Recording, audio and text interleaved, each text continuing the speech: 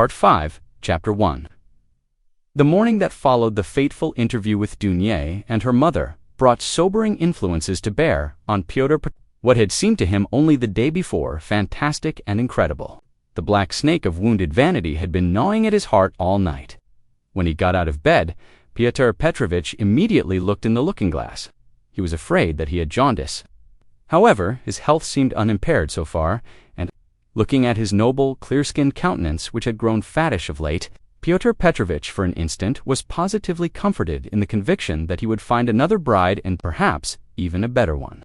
But coming back to the sense of his present position, he turned aside and spat vigorously, which excited a sarcastic smile in Andrei Semyonovitch Lebeziatnikov, the young friend with whom he was staying. That smile Fyodor Petrovich noticed, and, at once, set it down against his young friend's account.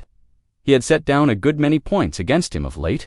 His anger was redoubled when he reflected that he ought not to have told Andrei Semyonovitch about the result of yesterday's interview. That was the second mistake he had made in temper, through impulsiveness and irritability. Moreover, all that morning one unpleasantness followed another.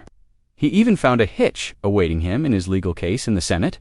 He was particularly irritated by the owner of the flat, which had been taken in view of his approaching marriage and was being redecorated at his own expense. The owner, a rich German tradesman, would not entertain the idea of breaking the contract which had just been signed and insisted on the full forfeit money, though Fyodor Petrovich would be giving him back the flat practically redecorated. In the same way the upholsterers refused to return a single ruble of the installment paid for the furniture purchased.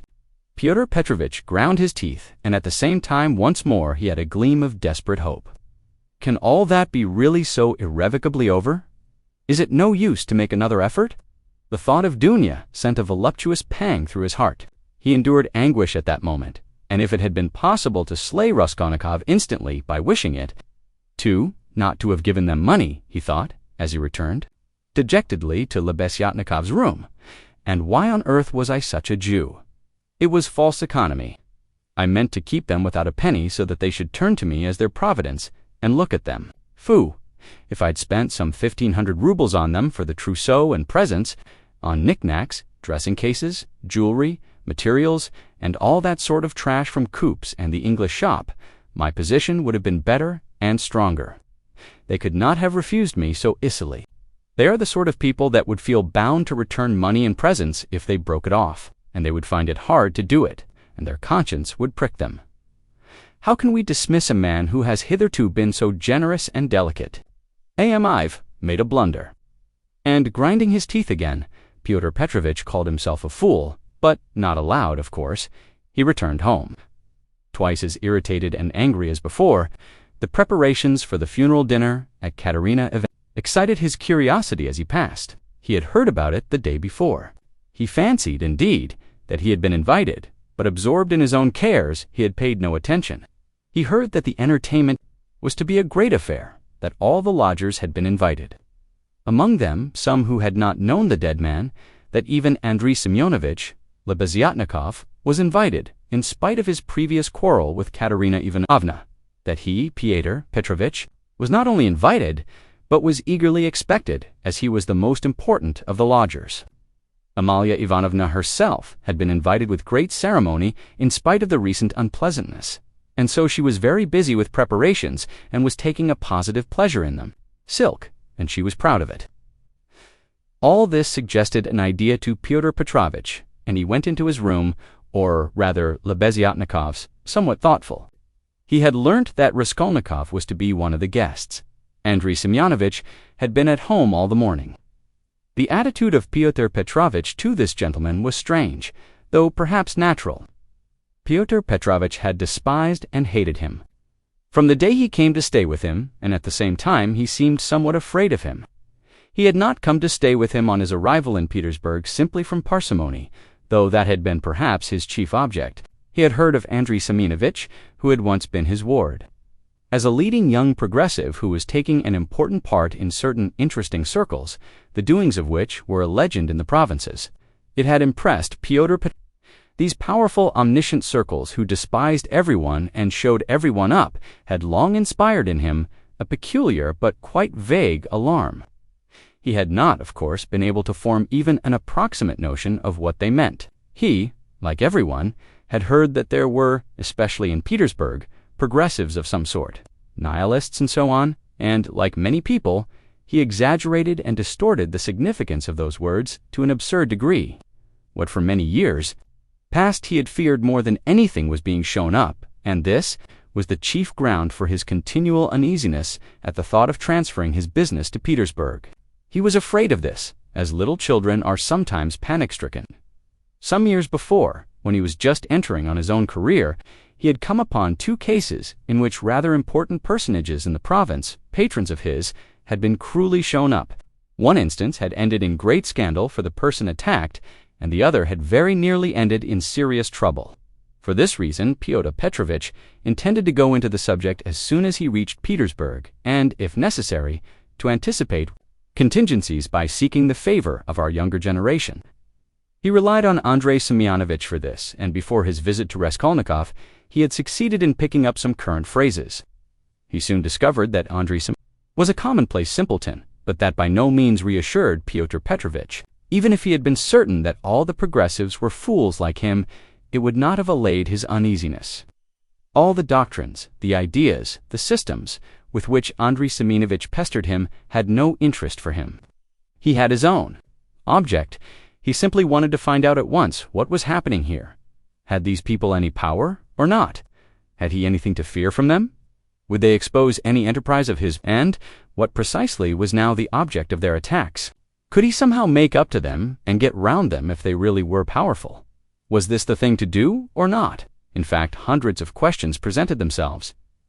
Andrei Semyonovitch was an anomic, scrofulous little man with strangely flaxen mutton-chop whiskers, of which he was very proud. He was a clerk, and had almost always something wrong with his eyes. He was rather soft-hearted, but self-confident, and sometimes extremely conceited in speech, which had an absurd effect, incongruous with his little figure. He was one of the lodgers most respected by Amalia Ivanovna, for he did not get drunk and paid regularly for his lodgings. He attached himself to the cause of progress and our younger generation from enthusiasm. He was one of the numerous and varied legion of dullards, of half-innomed abortions, conceited, half-educated coxcombs, who attach themselves to the idea most in fashion only to vulgarize it, and who caricature every cause they serve. However sincerely, though Lebeziatnikov was so good-natured, he, too, was beginning to dislike Pyotr Petrovitch. This happened on both sides, unconsciously. However simple Andrei Semyonovitch might be, he began to see that Fyodor Petrovitch was duping him, and secretly despising him, and that he was not the right sort of man. He had tried expounding to him the system of Fourier and the Darwinian theory, but of late Fyodor Petrovitch began to listen too sarcastically, and even to be rude. The fact was, he had begun instinctively to guess that Lebeziatnikov was not merely a commonplace simpleton, but perhaps a liar too, and that he had no connections of any consequence even in his own circle, but had simply picked things up third hand, and that very likely he did not even know much about his own work of propaganda, for he was in too great a muddle. A fine person he would be to show anyone up. It must be noted, by the way, that Fyodor Petrovitch had, during those 10 days, eagerly accepted the strangest praise from Andrei Semyonovitch. He had not protested, for instance, when Andrei Semyonovitch belauded him for being ready to contribute to the establishment of the new commune, or to abstain from christening his future children, or to acquiesce if Dunya were to take a lover a month after marriage, and so on. Fyodor Petrovitch so enjoyed hearing his own praises that he did not disdain even such virtues when they were attributed to him. Pyotr Petrovitch had had occasion that morning to realize some 5% bonds, and now he sat down to the table and counted over bundles of notes. Andrei Semyonovitch, who hardly ever had any money, walked about the room, pretending to himself to look at all those banknotes with indifference and even contempt. Nothing would have convinced Fyodor Petrovitch that Andrei Semyonovitch could really look on the money unmoved, and the latter, on his side, kept thinking bitterly that Fyodor Petrovitch was capable of entertaining such an idea about him, and was, perhaps, glad of the opportunity of teasing his young friend by reminding him of his inferiority and the great difference between them. Found him incredibly inattentive and irritable, though he, Andrei Semyonovich, began enlarging on his favorite subject, the foundation of a new special commune. The brief remarks that dropped from Pyotr Petrovitch between the clicking of the beads on the reckoning frame betrayed unmistakable and discourteous irony. But the humane Andrei Semyonovich ascribed Pyotr Petrovitch's ill humor to his recent breach with Dunya, and he was burning with impatience to discourse on that theme. He had something progressive to say on the subject, which might console his worthy friend, and could not fail to promote his development. There is some sort of festivity being prepared at the widow's, isn't there?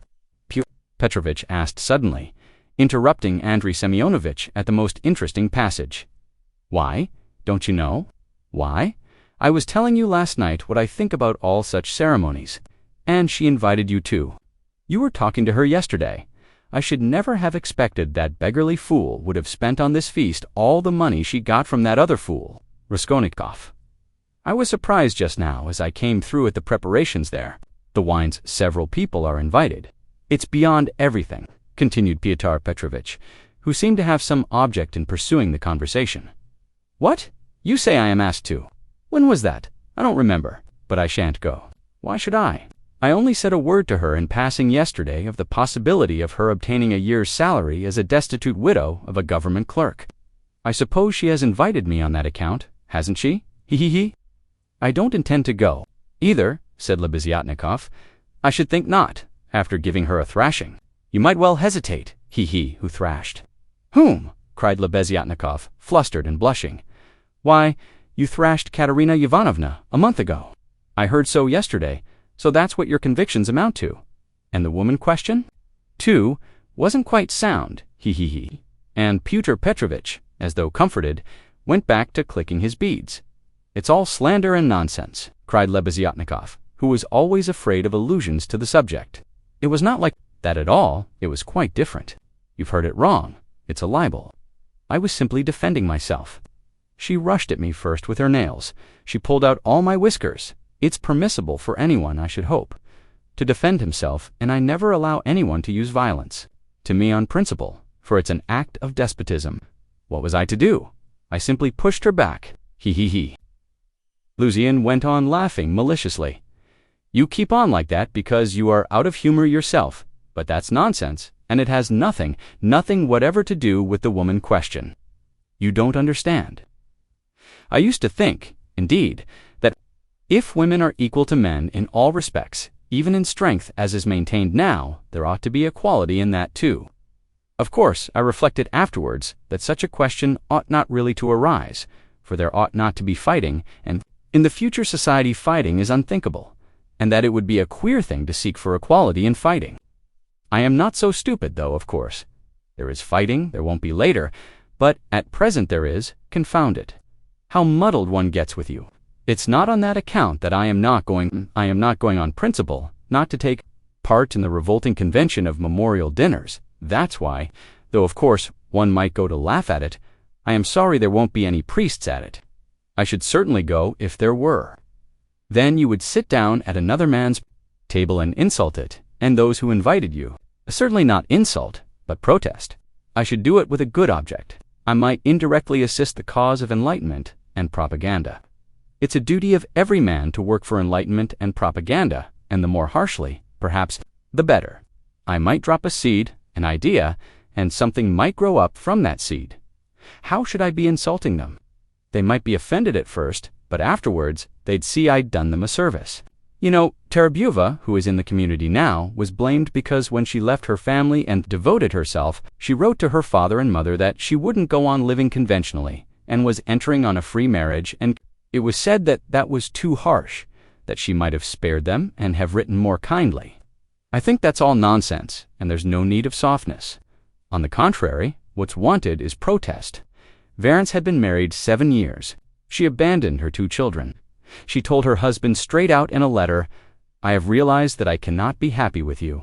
I can never forgive you that you have deceived me by concealing from me that there is another organization of society by means of the communities. I have only lately learned it from a great-hearted man to whom I have given myself and with whom I am establishing a community. I speak plainly because I consider it dishonest to deceive you. Do as you think best. Do not hope to get me back. You are too late. I hope you will be happy. That's how letters like that ought to be written. Is that Terabyova, the one you said had made a third free marriage? No, it's only the second, really. But what if it were the fourth? What if it were the 15th? That's all nonsense. And if ever I regretted the death of my father and mother, it is now. And I sometimes think if my parents were living, what a protest I would have aimed at them. I would have done something on purpose. I would have shown them. I would have astonished them. I am really sorry there is no one to surprise. Well, be that as you will, Pyotr Petrovitch interrupted. But tell me this, do you know the dead man's daughter, the delicate-looking little thing? It's true what they say about her, isn't it? What of it? I think it is my own personal conviction that this is the normal condition of women. Why not? Distinguids. In our present society, it is not altogether normal, because it is compulsory. But in the future society, it will be perfectly normal, because it will be voluntary. Even as it is, she was quite right. She was suffering, and that was her asset. So to speak, her capital, which she had a perfect right to dispose of. Of course, in the future society, there will be no need of assets, but her part will have another significance, rational, and in harmony with her environment. As to Sofya Semyonovna personally, I regard her action as a vigorous protest against the organization of society, and I respect her deeply for it. I rejoice indeed when I look at her. I was told that you got her turned out of these lodgings. Lebeziatnikov was enraged. That's another slander, he yelled. It was not so at all. That was all Katerina Ivanovna's invention, for she did not understand. And I never made love to Sofya Semyonovna. I was simply developing her entirely disinterestedly, trying to rouse her to protest. All I wanted was her protest, and Sofya Semyonovna could not have remained here anyway. Have you asked her to join your community? You keep on laughing, and very inappropriately. Allow me to tell you. You don't understand. There is no such rail in a community. The community is established that there should be no such rails. In a community, such a rail is essentially transformed, and what is stupid here is sensible there. What under present conditions is unnatural becomes perfectly natural in the community. It all depends on the environment. It's all the environment, and man himself is nothing. And I am on good terms with Sofya Semyonovna, to this day, which is a proof that she never regarded me as having wronged her. I am trying now to attract her to the community, but on quite a different footing. What are you laughing at? We are trying to establish a community of our own, a special one on a broader basis. We have gone further in our convictions. We reject more, and meanwhile, I'm still developing Sofya Semyonovna. She has a beautiful, beautiful character. And you take advantage of her fine character? No? No, on the contrary. Oh, on the contrary. A queer thing to say. Believe me, why should I disguise it? In fact, I feel it strange myself, how timid, chaste, and modern she is with me. And you, of course, are developing her, trying to prove to her that all that modesty is nonsense? Not at all, not at all. How coarsely, how stupidly, excuse me saying so, you misunderstand the word development. Good heavens, how crude you still are. We are striving for the freedom of women, and you have only one idea in your head. Setting aside the general question of chastity and feminine modesty as useless in themselves, and indeed prejudices, I fully accept her chastity with me, because that's for her to decide. Of course, if she were to tell me herself that she wanted me, I should think myself very lucky, because I like the girl very much. But as it is, no one has ever treated her more courteously than I. With more respect for her dignity, I wait in hopes. That's all. You had much better make her a present of something. I bet you never thought of that. You don't understand, as I've told you already. Of course, she is in such a position. But it's another question. Quite another question. You simply despise her. Seeing a fact which you mistakenly consider deserving of contempt, you refuse to take a humane view of a fellow creature. You don't know what a character she is. I am only sorry that of late she has quite given up reading and borrowing books. I used to lend them to her. I am sorry, too, that with all the energy and resolution in protesting, which she has already shown once, she has little self-reliance, little, so to say, independence, so as to break free from certain prejudices and certain foolish ideas. yet she thoroughly understands some questions. For instance, about kissing of hands, that is, that it's an insult to a woman for a man to kiss her hand because it's a sign of inequality. We had a debate about it, and I described it to her. She listened attentively to an account of the workmen's associations in France. Now I am explaining the question of coming into the room in the future society. And what's that, pray? We had a debate lately on the question, has a member of the community the right to enter another member's room, whether man or woman, at any time, and we decided that he has. It might be at an inconvenient moment. He was really angry. "You are always thinking of something unpleasant," he cried with aversion. "TFU, how vexed I am that when I was expounding our system, I referred prematurely to the question of personal privacy. It's always to people like you, they turn it into ridicule before they understand it. And how proud they are of it, too, TFU. I've often maintained that question should not be approached by a novice till he has a firm faith in the system. And tell me, please, what do you find so shameful even in cesspools?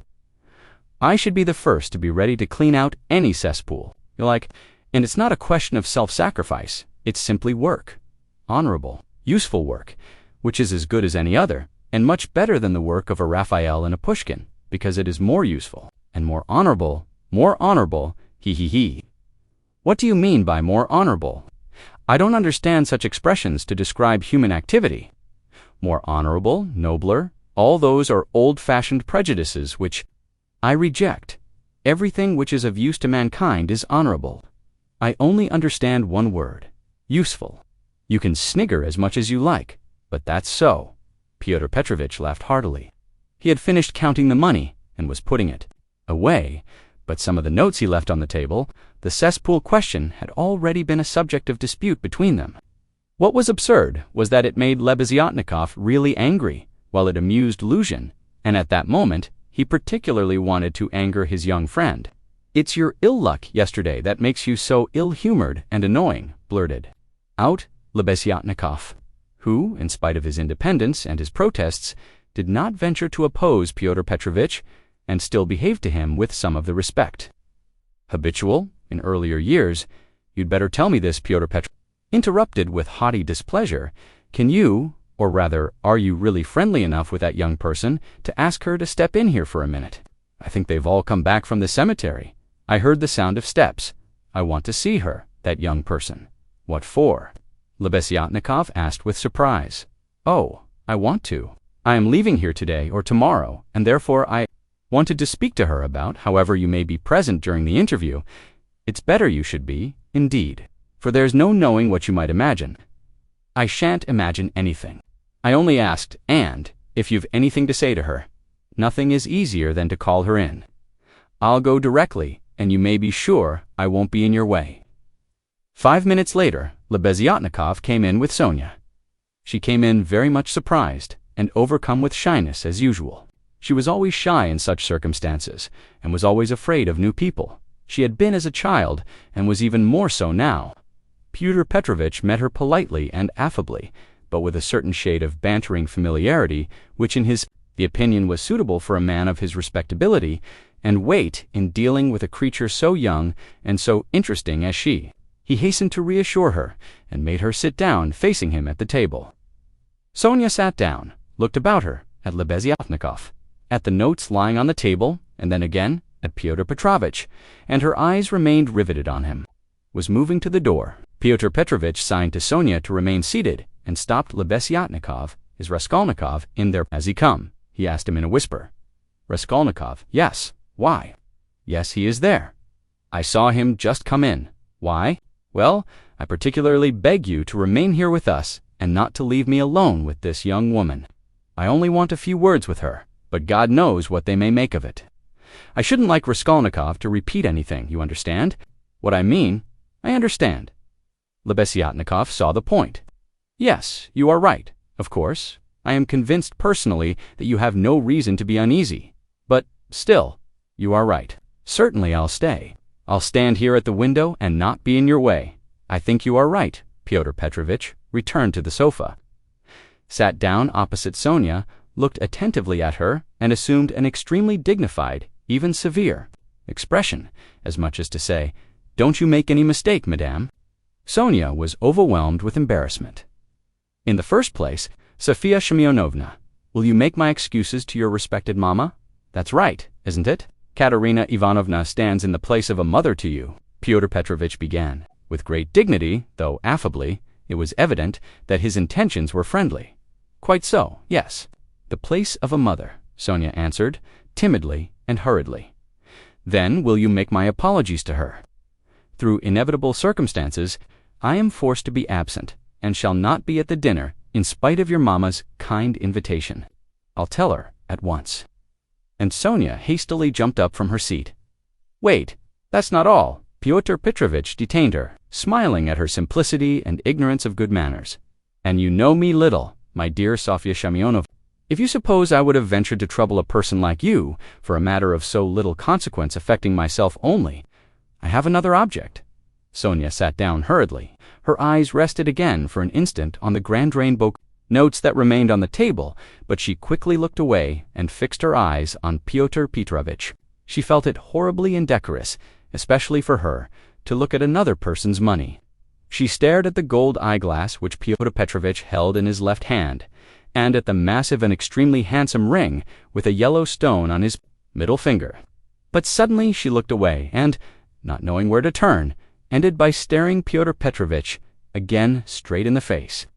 After a pause of still greater dignity, he continued, "I chanced yesterday in passing to exchange a couple of words with Katerina Ivanovna. Poor woman." "Yes, preternatural," Sonia hurriedly assented.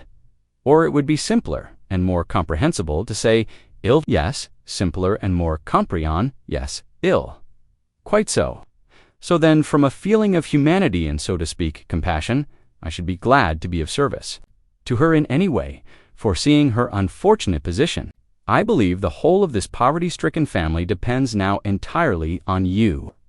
Allow me to ask," Sonia rose to her feet, "did you say something to her yesterday of the possibility of a pension because she told me you had undertaken to get her one? Was that true?" "Not in the slightest, and indeed, it's an absurdity. I merely hinted at her obtaining temporary assistance as the widow of an official who had died in the service. If only she has patronage. But apparently your late parent had not served his full term, and had not indeed been in the service at all of late. In fact, if there could be any hope, it would be very ephemeral, because there would be no claim for assistance in that case. Far from it, and she is dreaming of a pension already. A go-ahead lady? Yes, she is. For she is credulous and good-hearted, and she believes everything from the goodness of her heart, and she is like that." "Yes, you must excuse her," said Sonia, and again she got up to go. "But you haven't heard what I have to say." "No, I haven't heard," muttered Sonia. "Then sit down." She was terribly confused. She sat down again a third time. Seeing her position with her unfortunate little ones, I should be glad, as I have said before, so far as lies in my power, to be of service, that is, so far as is in my power, not more. One might, for instance, get up a subscription for her, or a lottery, something of the sort, such as is always arranged in such cases by friends or even outsiders desirous of assisting people. It was of that I intended to speak to you. It might be done.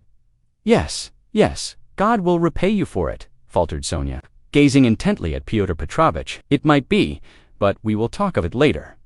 We might begin it today. We will talk it over this evening and lay the foundation, so to speak. Come to me at 7 o'clock. Mr. Lebeziatnikov, I hope, will assist us. But there is one circumstance of which I ought to warn you beforehand, and for which I ventured to trouble you, Sofya Semyonovna, to come here. In my opinion, money cannot be. Indeed, it's unsafe to put it into Katerina Ivanovna's own hands. The dinner today is a proof of that. Though she has not, so to speak, a crust of bread for tomorrow, and, well, boots or shoes or anything. She has bought 2-day Jamaica rum, and even, I believe, Madeira and coffee. I saw it as I passed through. Tomorrow it will all fall. Upon you again, they won't have a crust of bread. It's absurd, really, and so, to my thinking, a subscription ought to be raised so that the unhappy widow should not know of the money, but only you, for instance. Am I right? I don't know. This is only 2-day. Once in her life, she was so anxious to do honor, to celebrate the memory, and she is very sensible. But just as you think, and I shall be very, they will all be, and God will reward, and the orphans. Sonia burst into tears. Very well then, keep it in mind. And now, will you accept for the benefit of your relation the small sum that I am able to spare from me personally? I am very anxious that my name should not be mentioned in connection with it. Here, having so to speak anxieties of my own, I cannot do more, and Pyotr Petrovitch held out to Sonia a 10-ruble note carefully unfolded. Sonia took it, flushed crimson, jumped up, muttered something, and began taking leave. Pyotr Petrovitch accompanied her ceremoniously to the door. She got out of the room at last, agitated and distressed, and returned to Katerina Ivanovna, overwhelmed with confusion. All this time, Lebeziatnikov had stood at the window or walked about the room, anxious not to interrupt the conversation. When Sonia had gone, he walked up to Pyotr Petrovitch and solemnly held out his hand. I heard and saw everything, he said, laying stress on the last verb. That is honorable, I mean to say. It's humane. You wanted to avoid gratitude. I saw, and although I cannot, I confess, in principle sympathize with private charity, for it not only fails to eradicate the evil, but even promotes it. Yet I must admit that I saw your action with pleasure. Yes, I like it. That's all nonsense, muttered Pyotr Petrovitch, somewhat disconcerted, looking carefully at Lebeziatnikov. No, it's not nonsense.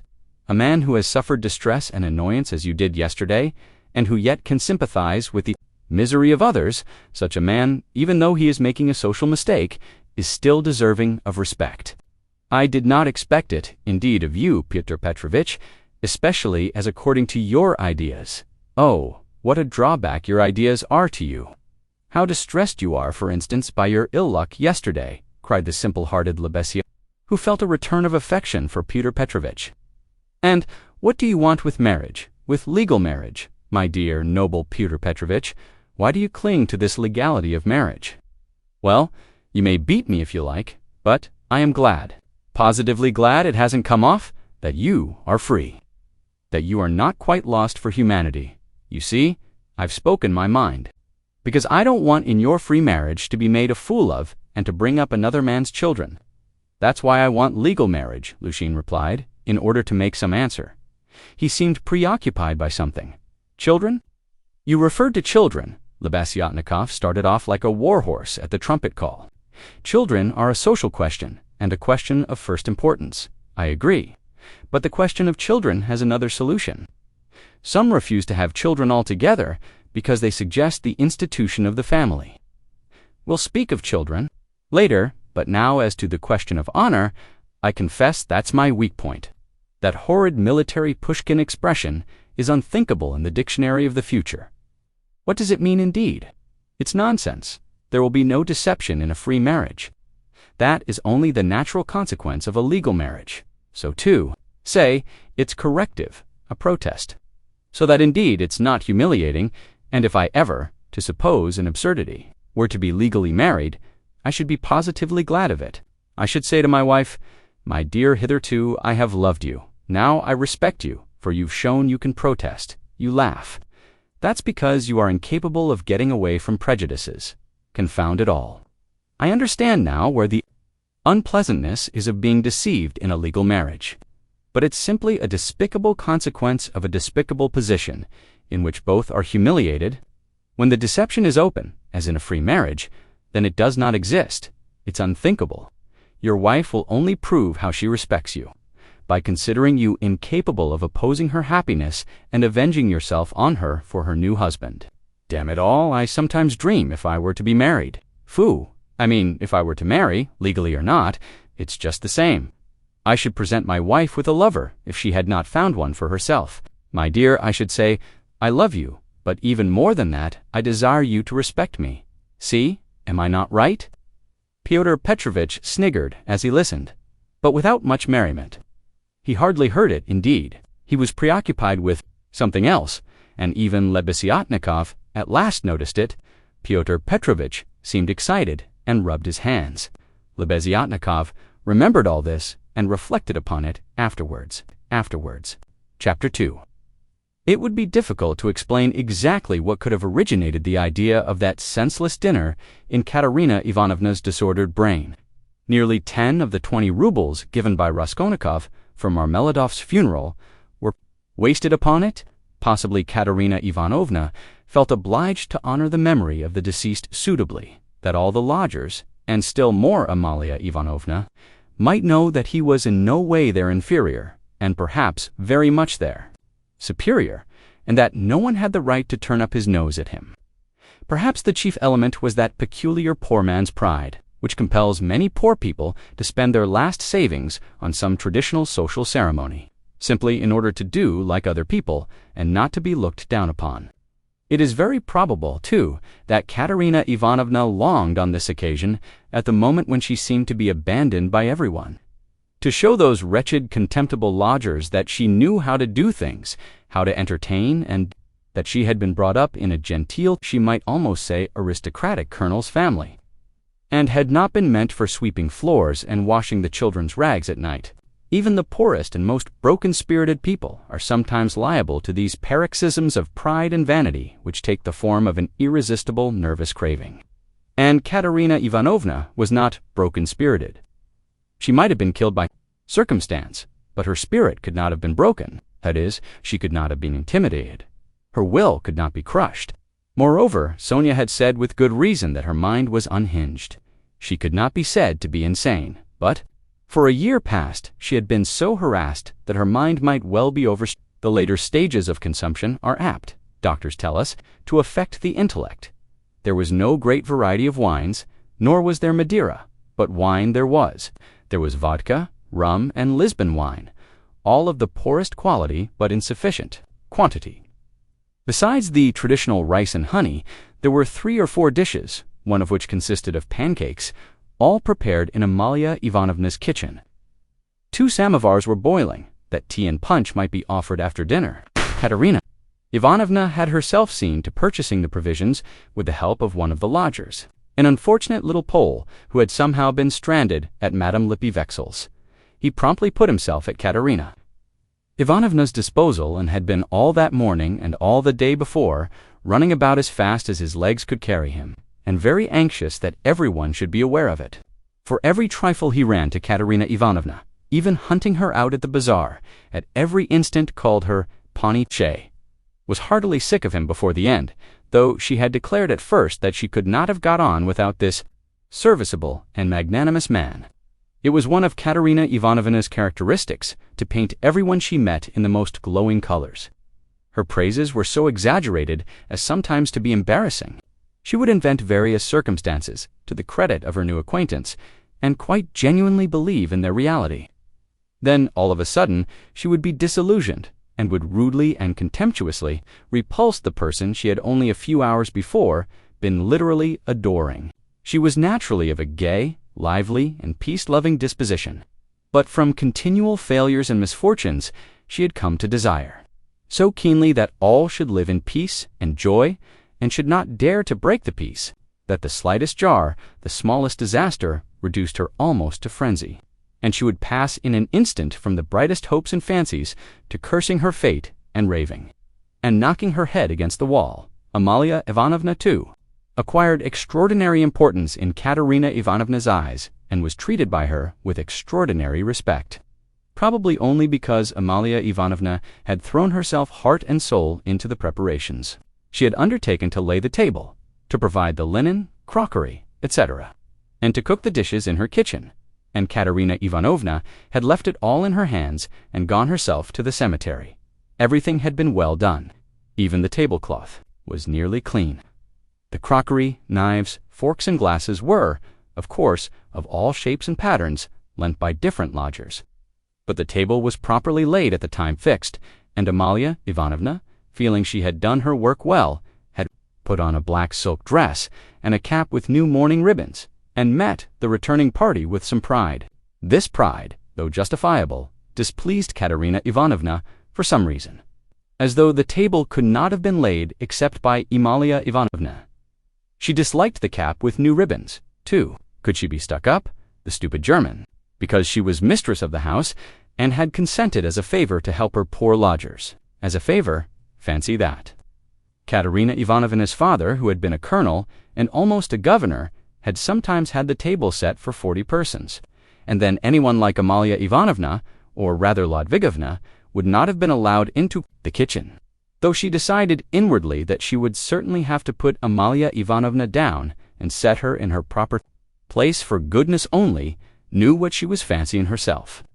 Katerina Ivanovna was irritated too by the fact that hardly any of the lodgers invited had come to the funeral, except the Pole who had just managed to run into the cemetery, while to the memorial dinner the poorest and most insignificant of them had turned up the wretched creatures, many of them not quite sober.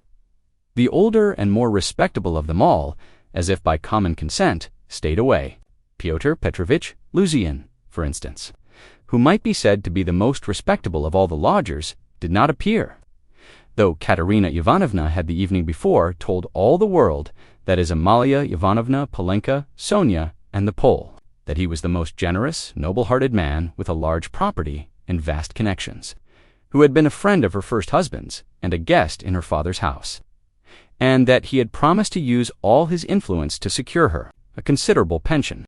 It must be noted that when Katerina Ivanovna exalted anyone's connections and fortune, it was without any ulterior motive, quite disinterestedly, for the mere pleasure of adding to the consequence of the person praised. Probably taking his cue from Lushin, that contemptible wretch Lebeziatnikov had not turned up either. What did he fancy himself? He was only asked out of kindness, and because he was sharing the same room with Pyotr Petrovitch and was a friend of his, so that it would have been awkward not to invite him. Among those who failed to appear were the genteel lady and her old maidish daughter, who had only been lodgers in the house for the last fortnight, but had several times complained of the noise and uproar in Katerina Ivanovna's room, especially when Marmeladov had come back drunk. Katerina Ivanovna heard this from Amalia Ivanovna, who, quarreling with Katerina Ivanovna and threatening to turn the whole family out of doors, had shouted at her that they were not worth the foot of the honorable lodgers whom they were disturbing. Katerina Ivanovna determined now to invite this lady and her daughter, whose foot she was not worth, and who had turned away haughtily when she casually met them, so that they might know that she was more noble in her thoughts and feelings, and did not harbor malice, and might see that she was not accustomed to her way of living. She had proposed to make this clear to them at dinner with allusions to her late father's governorship, and also, at the same time, to hint that it was exceedingly stupid of them to turn away on meeting her. The fat colonel major, he was really a discharged officer of low rank, was also absent, but it appeared that he had been not himself for the last 2 days. The party consisted of the Pole, a wretched-looking clerk with a spotty face and a greasy coat, who had not a word to say for himself, and smelt abominably, a deaf and almost blind old man who had once been in the post office, and who had been from immemorial ages maintained by someone at Amalia even. A retired clerk of the commissariat department came to. He was drunk, had a loud and most unseemly laugh, and only fancy was without a waistcoat. One of the visitors sat straight down to the table without even greeting Katerina Ivanovna. Finally, one person having no suit appeared in his dressing gown, but this was too much, and the efforts of Amalia Ivanovna and the Pole succeeded in removing him. The Pole brought with him, however, 2 other Poles who did not live at Amalia Ivanovna, and whom no one had seen here before. All this irritated Katerina Ivanovna intensely. For whom had they made all these preparations then? To make room for the visitors, the children had not even been laid for at the table, but the 2 little ones were sitting on a bench in the furthest corner with their dinner laid on a box, while Polenka, as a big girl, had to look after them, feed them, and keep their noses wiped like well-bred children's. Katerina Ivanovna, in fact, could hardly help meeting her guests with increased dignity and even haughtiness. She stared at some of them with special severity, and loftily invited them to take their seats. Rushing to the conclusion that Amalia Ivanovna must be responsible for those who were absent, she began treating her with extreme nonchalance, which the latter promptly observed and resented. Such a beginning was no good omen for the end. All were seated at last. Raskolnikov came in almost at the moment of their return from the cemetery. Katerina Ivanovna was greatly delighted to see him, in the first place, because he was the one educated visitor, and, as everyone knew, was in 2 years to take a professorship in the university, and secondly, because he immediately and respectfully apologized for having been unable to be at the funeral. She positively pounced upon him and made him sit on her left hand. Amalia Ivanovna was on her right.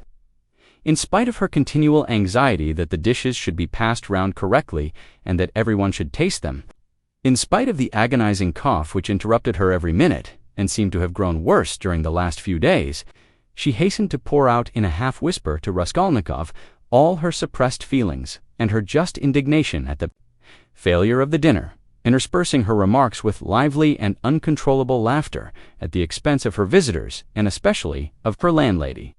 "It's all that cuckoo's fault. You know whom I mean? Her Katerina." Ivanovna nodded towards the landlady. "Look at her. She's making round eyes.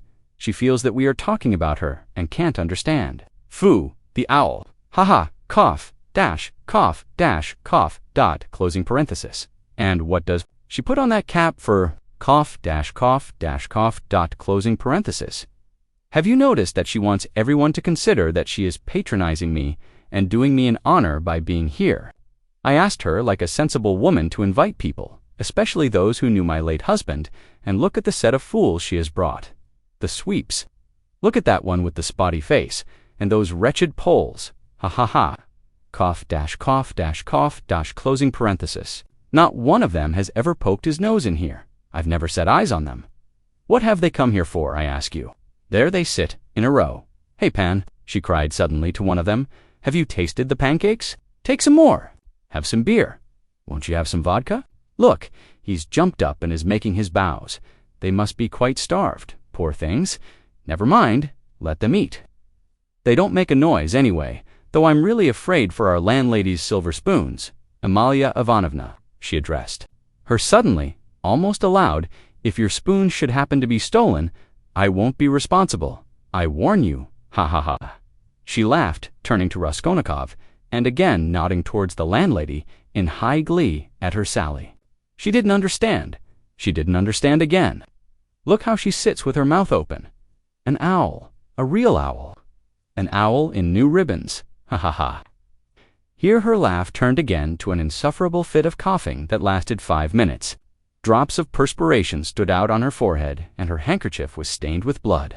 She showed Raskolnikov the blood in silence, and as soon as she could get her breath, began whispering to him again with extreme animation and a hectic flush on her cheeks. Do you know, I gave her the most delicate instructions, so to speak. For inviting that lady and her daughter, you understand of whom I am speaking, it needed the utmost delicacy, the greatest nicety. But she has managed things so that that fool, that conceited baggage, that provincial nanette, simply because she is the widow of a major, and has come to try and get a pension and to fray out her skirts in the government offices, because at 50 she paints her face, everybody knows it. A creature like that did not think fit to come, and has not even answered the invitation which the most ordinary good manners required. I can't understand why Fyodor Petrovitch has not come, but where's Sonia? Where has she gone? Ah, there she is, at last. What is it, Sonia? Where have you been? It's odd that even at your father's funeral you should be so unpunctual. Rodion Romanovitch, make room for her beside you. That's your place, Sonia. Take what you like. Have some of the cold entree with jelly, that's the best. They'll bring the pancakes directly. Have they given the children some palenka? Have you got everything? Cough, dot, closing parenthesis, that's all right. Be a good girl, Lida and Kalia. Don't fidget with your feet. Sit like a little gentleman. What are you saying, Sonia?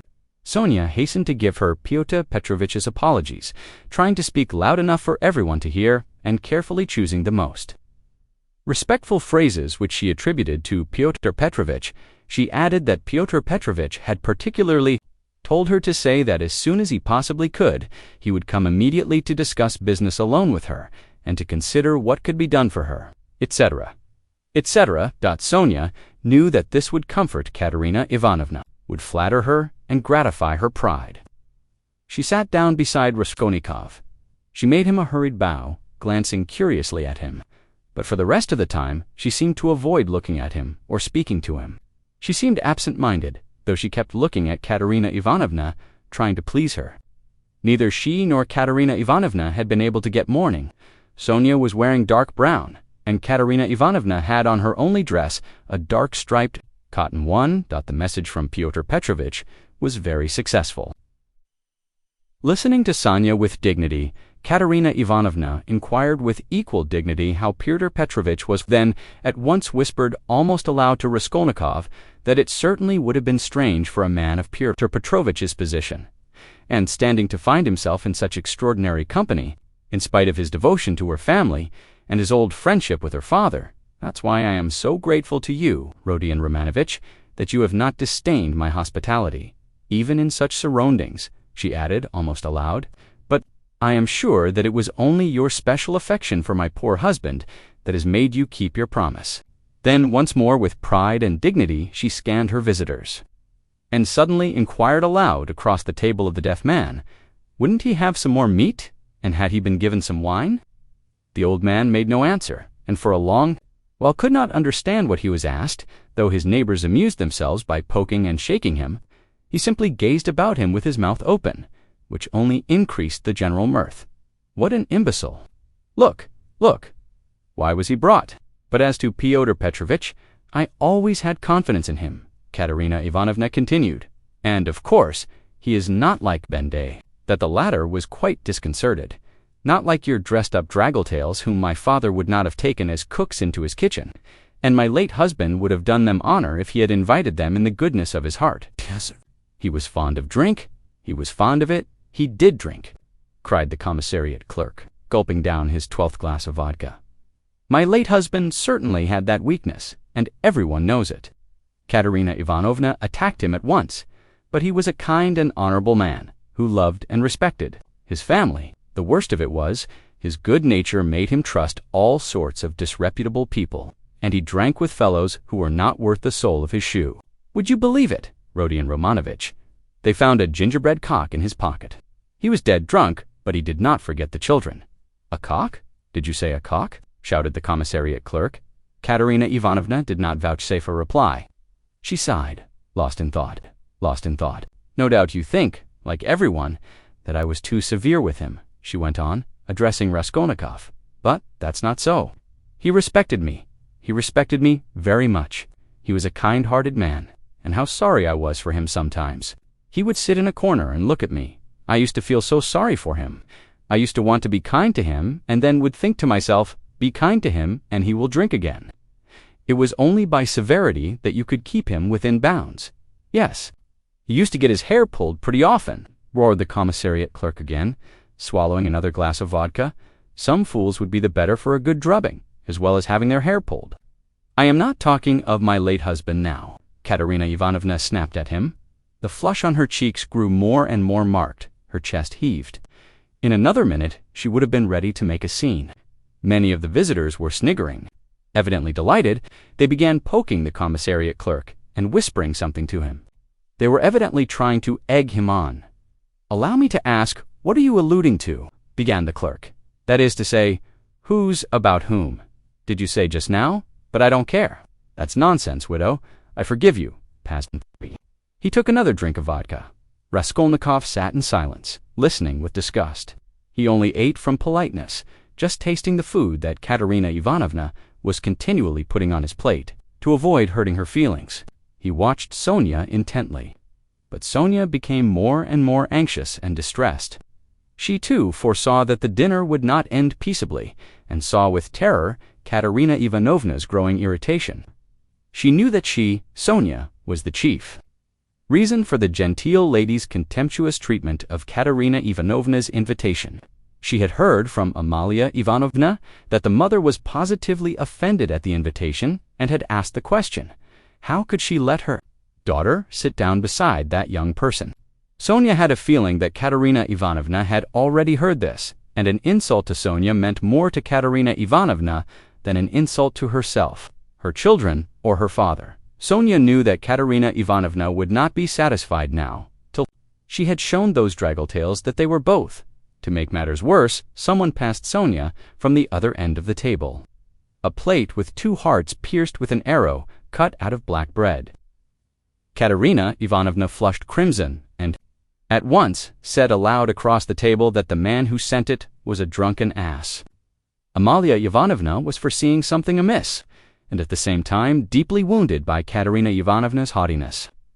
And to restore the good humor of the company and raise herself in their esteem, she began, apropos of nothing, telling a story about an acquaintance of hers, Karl from the chemist's, who was driving one night in a cab, and that the cabman wanted him to kill.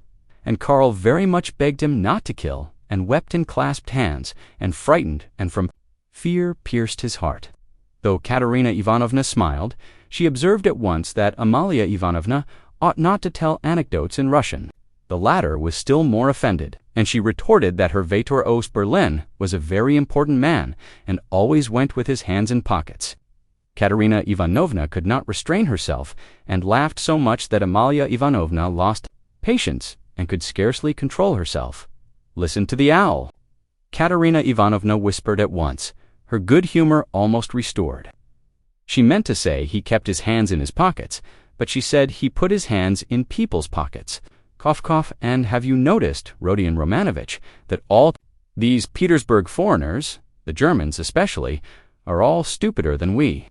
Can you fancy any one of us telling how Karl from the chemist's pierced his heart from fear, and that the idiot, instead of punishing the cabman, clasped his hands and wept, and much begged? Ah, the fool! And you know she fancies it's very touching, and does not suspect how stupid she is. To my thinking, that drunken commissariat clerk is a great deal cleverer.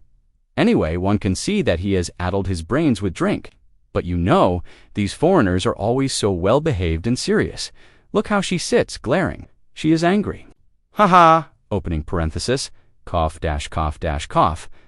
closing parenthesis, regaining her good humor.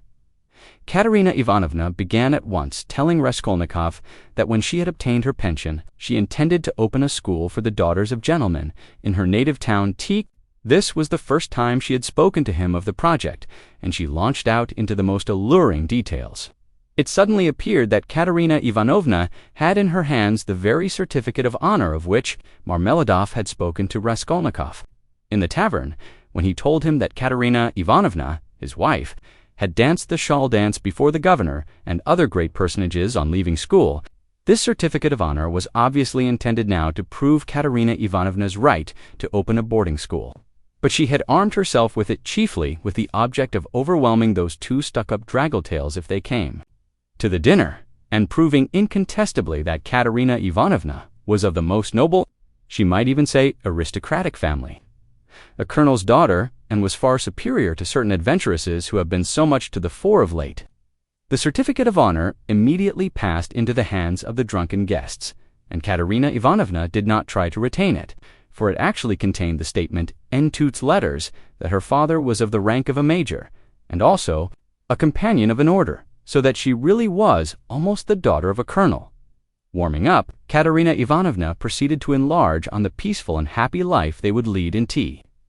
On the gymnasium teachers whom she would engage to give lessons in her boarding school, one a most respectable old Frenchman, one Mango, who had taught Katerina Ivanovna herself in old days and was still living in T, and would no doubt teach in her school on moderate terms.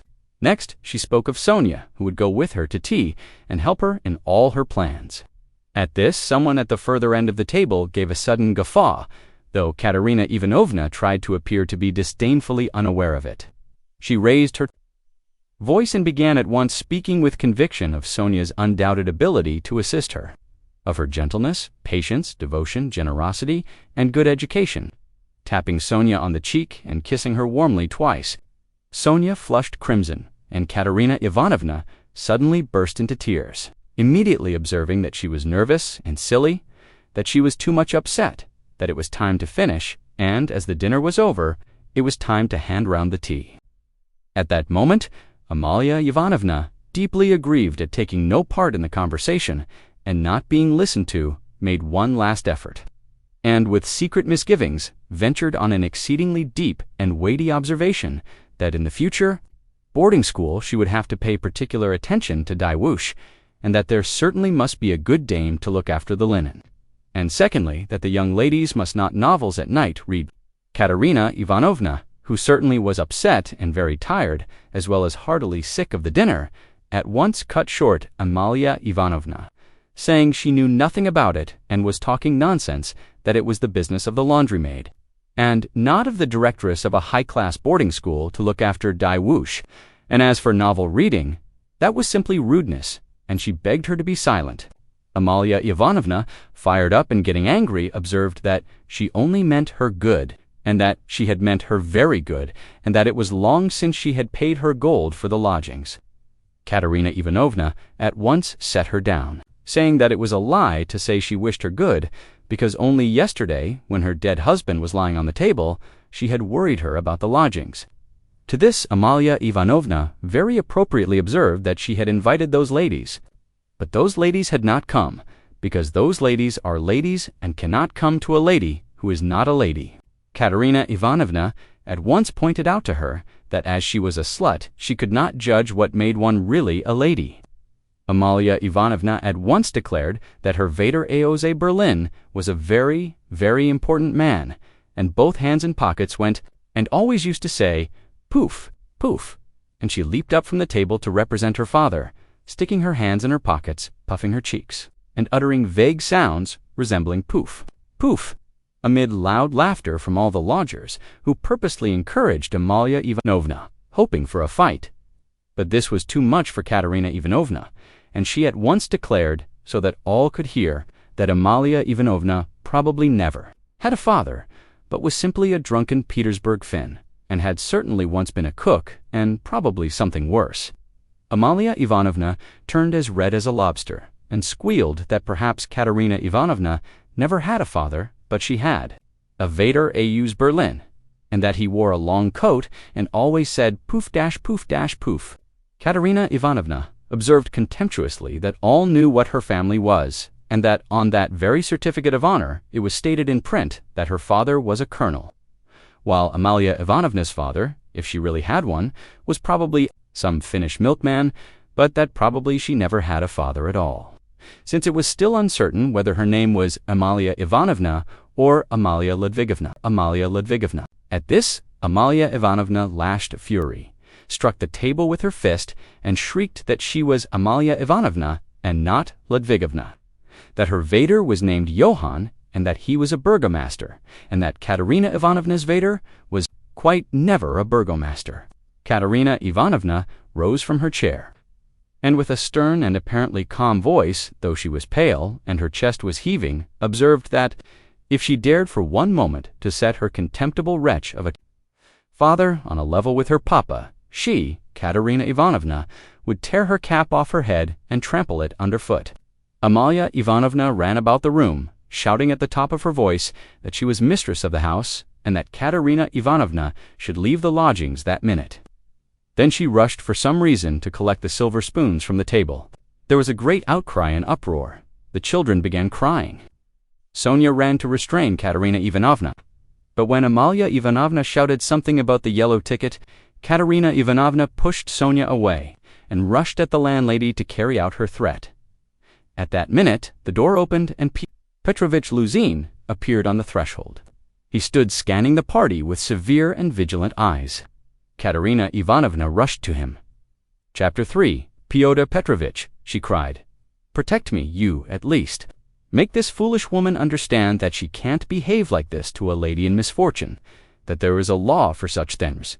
I'll go to the Governor-General himself. She shall answer for it, remembering my father's hospitality. Protect these orphans. Allow me, madam, allow me. Pyotr Petrovich waved her off. Your papa, as you are well aware, I had not the honor of knowing. Someone laughed aloud, and I do not intend to take part in your everlasting squabbles with Amalia Ivanovna. I have come here to speak of my own affairs, and I want to have a word with your stepdaughter, Safya Ivanovna, I think it is. Allow me to pass. Pyotr Petrovich, edging by her, went to the opposite corner where Sonia was. Katerina Ivanovna remained standing where she was, as though thunderstruck. She could not understand how Pyotr Petrovich could deny having enjoyed her father's hospitality. Though she had invented it herself, she believed in it firmly by this time. She was struck too by the businesslike, dry, and even contemptuous menacing tone of Pyotr Petrovich. All the clamor gradually died away at his entrance.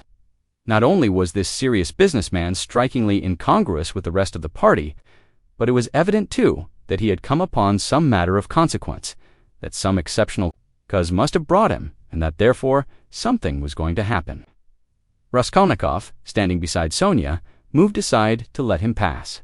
Pyotr Petrovitch did not seem to notice him. A minute later, Lebeziatnikov, too, appeared in the doorway. He did not come in, but stood still, listening with marked interest, almost wonder, and seemed for a time perplexed. "Excuse me for possibly interrupting you, but it's a matter of some importance," Pyotr Petrovitch observed, addressing the company generally. "I am glad indeed to find other persons present. Amalia Ivanovna, I humbly beg you, as mistress of the house, to pay careful attention to what I have to say to Sofya Ivanovna," he went on, addressing Sonia, who was very much surprised and already alarmed. "Immediately after your visit, I found that a 100-ruble note was missing from my table. In the room of my friend Mr. Lebeziatnikov. If in any way whatever you know, and will tell us where it is now, I assure you on my word of honor, and call all present to witness, that the matter shall end there. In the opposite case, I shall be compelled to have recourse to very serious measures. And then, you must blame yourself." Complete silence reigned in the room. Even the crying children were still. Sonia stood deadly pale, staring at Lushin, and unable to say a word. She seemed not to understand. Some seconds passed. "Well, how is it to be, then?" asked Luzhin, looking intently at her. "I don't know. I know nothing about it." Sonia articulated faintly at last. Double quotes, "No, you know nothing," Lucien repeated, and again he paused for some seconds. "Think a moment, mademoiselle," he began, severely, but still, as it were, admonishing her. "Reflect. I am prepared to give you time for consideration. Kindly observe this. If I were not so entirely convinced, I should not, you may be sure, with my experience, venture to accuse you so directly. Seeing that for such direct accusation before witnesses, if false or even mistaken, I should myself, in a certain sense, be made responsible. I am aware of that. This morning, I changed for my own purposes several 5% securities for the sum of approximately 3,000 rubles. The account is noted down in my pocketbook. On my return home, I proceeded to count the money, as Mr. Lebeziatnikov will bear witness, and after counting 2,300 rubles, I put the rest in my pocketbook in my coat pocket. About 500 rubles remained on the table, and among them 3 notes of 100 rubles each. At that moment you entered at my invitation, and all the time you were present, you were exceedingly embarrassed. So that 3 times you jumped up in the middle of the conversation and tried to make off. Mr. Lebeziatnikov can bear witness to this. You yourself, mademoiselle, probably will not refuse to confirm my statement that I invited you through Mr. Lebeziatnikov, solely in order to discuss with you the hopeless and destitute position of your relative Katerina Ivanovna, whose dinner I was unable to attend, and the advisability of getting up something of the nature of a subscription, lottery or the like, for her benefit. You thanked me, and even shed tears. I describe all this as it took place primarily to recall it to your mind, and secondly to show you that not the slightest detail has escaped my recollection. Then I took a 10-ruble note from the table and handed it to you by way of first installment on my part for the benefit of your relative. Mr. Lebeziatnikov saw all this. Then I accompanied you to the door, you being still in the same state of embarrassment, after which, being left alone with Mr. Lebeziatnikov, I talked to him for 10 minutes. Then Mr. Lebeziatnikov went out, and I returned to the table with the money lying on it, intending to count it and to put it aside, as I proposed doing before. To my surprise, 100-ruble note had disappeared. Kindly consider the position. Mr. Lebeziatnikov, I cannot suspect, I am ashamed to allude to such a supposition. I cannot have made a mistake in my reckoning, for the minute before your entrance I had finished my accounts and found the total correct. You will admit that recollecting your embarrassment, your eagerness to get away, and the fact that you kept your hands for some time on the table, and taking into consideration your social position and the habits associated with it, I was, so to say, with horror and positively against my will, compelled to entertain a suspicion, a cruel but justifiable suspicion. I will add further and repeat that, in spite of my positive conviction, I realize that I run a certain risk in making this accusation, but, as you see, I could not let it pass. I have taken action, and I will tell you why. Solely, madam, solely, owing to your black ingratitude. Why? I invite you for the benefit of your destitute relative. I present you with my donation of 10 rubles, and you, on the spot, repay me for all that with such an action. It is too bad. You need a lesson. Reflect. Moreover, like a true friend, I beg you, and you could have no better friend at this moment. Think what you are doing, otherwise I shall be immovable. Well, what do you say? I have taken nothing. Sonia whispered in terror. You gave me 10 rubles. Here it is. Take it. Sonia pulled her handkerchief out of her pocket, untied a corner of it, took out the 10-ruble note, and gave it to Lucien. And the 100 rubles, you do not confess to taking? He insisted reproachfully, not taking the note, not taking the note. Sonia looked about her. All were looking at her with such awful, stern, ironical, hostile eyes. She looked at Raskolnikov. He stood against the wall, with his arms crossed, looking at her with glowing eyes. Good God, broke from Sonia Amalia. Ivanovna, we shall have to send word to the police, and therefore I humbly beg you meanwhile to send for the house porter, Luzine said softly and even kindly. Got der Barm Hersage. I knew she was the thief, cried Amalia Ivanovna, throwing up her hands. You knew it. Lucien caught her up. Then I suppose you had some reason before this for thinking so. I beg you, worthy Amalia Ivanovna, to remember your words which have been uttered before witnesses. There was a buzz of loud conversation on all sides. All were in movement. What? Cried Katerina Ivanovna, suddenly realizing the position, and she rushed at Luzhin. What? You accuse her of stealing, Sonia? And running to Sonia, she flung her wasted arms round her and held her as in a vice. Sonia, how dared you take 10 rubles from him? Foolish girl, give it to me. Give me the 10 rubles at once. Here. And snatching the note from Sonia, Katerina Ivanovna crumpled it up and flung it straight into Luzhin's face. It hit him in the eye and fell on the ground. Amalia Ivanovna hastened to pick it up. Pyotr Petrovitch lost his temper. Hold that mad woman, he shouted. At that moment, several other persons, besides Lebeziatnikov, appeared in the doorway. Among them, the 2 ladies. What? Mad? Am I mad? Idiot? Shrieked Katerina Ivanovna. You are an idiot yourself, pettifogging lawyer, base man. Sonia, Sonia, take his money. Sonia, a thief. Why? She'd give away her last penny. And Katerina Ivanovna broke into hysterical laughter. Did you ever see such an idiot? She turned from side to side, and you too, she suddenly saw. The landlady, and you too, sausage-eater. You declare that she is a thief, you trashy Prussian hen's leg, She hasn't been out of this room. She came straight from you, you wretch, and sat down beside me. Everyone saw her. She sat here, by Rodion Romanovitch. Search her. Since she's not left the room, the money would have to be on her. Search her. But if you don't find it, then excuse me, my dear fellow, you'll answer for it. I'll go to our sovereign, to our gracious Tsar himself, and throw myself at his feet. I am alone in the world. They would let me in. Do you think they wouldn't? You're wrong. I will get in. You reckoned on her meekness. You relied upon that. But I am not so submissive. Let me tell you, you've gone too far. Yourself, search her. And Katerina Ivanovna, in a frenzy, shook Luzhin and dragged him toward Sonia. I am ready. I'll be responsible, but calm yourself, madam. Calm yourself. I see that you are not so submissive. Well. But as to that, Luzhin muttered, that ought to be before the police, though indeed there are witnesses enough as it is. I am ready. But in any case, it's difficult for a man on account of her sex. But with the help of Amalia Ivanovna, though of course it's not the way to do things, how is it to be done?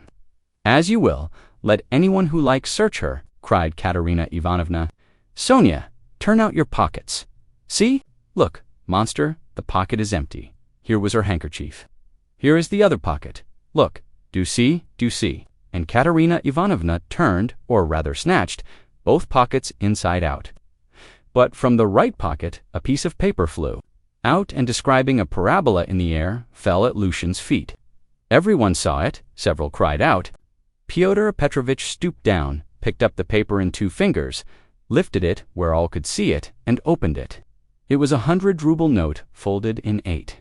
Pyotr Petrovitch held up the note, showing it to everyone. "Thief! Out of my lodging! Police! Police!" yelled Amalia Ivanovna. "They must to Siberia be sent away!" Exclamations arose on all sides. Raskolnikov was silent, keeping his eyes fixed on Sonia, except for an occasional rapid glance at Lucien. Sonia stood still, as though unconscious. She was hardly able to feel surprise. Suddenly, the color rushed to her cheeks. She uttered a cry and hid her face in her hands. "No, it wasn't I. I didn't take it. I know nothing about it," she cried with a heart-rending wail, and she ran to Katerina Ivanovna, who clasped her tightly in her arms, as though she would shelter her from all the world.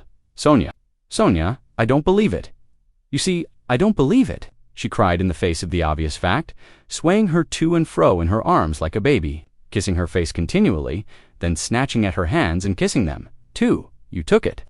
How stupid these people are. Oh dear, you are fools, fools," she cried, addressing the whole room. You don't know what a heart she has, what a girl she is.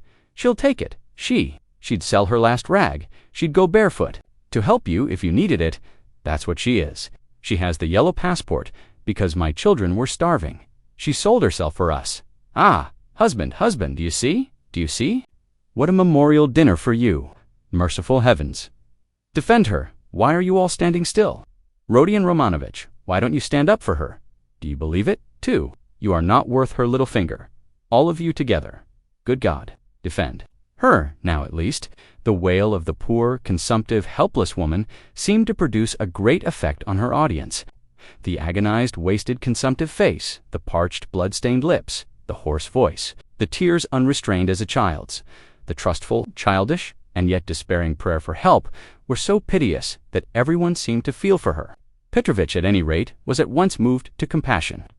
Madam, this incident does not reflect upon you," he cried impressively. "No one would take upon himself to accuse you of being an instigator, or even an accomplice in it, especially as you have proved her guilt by turning out her pockets, showing that you had no previous idea of it.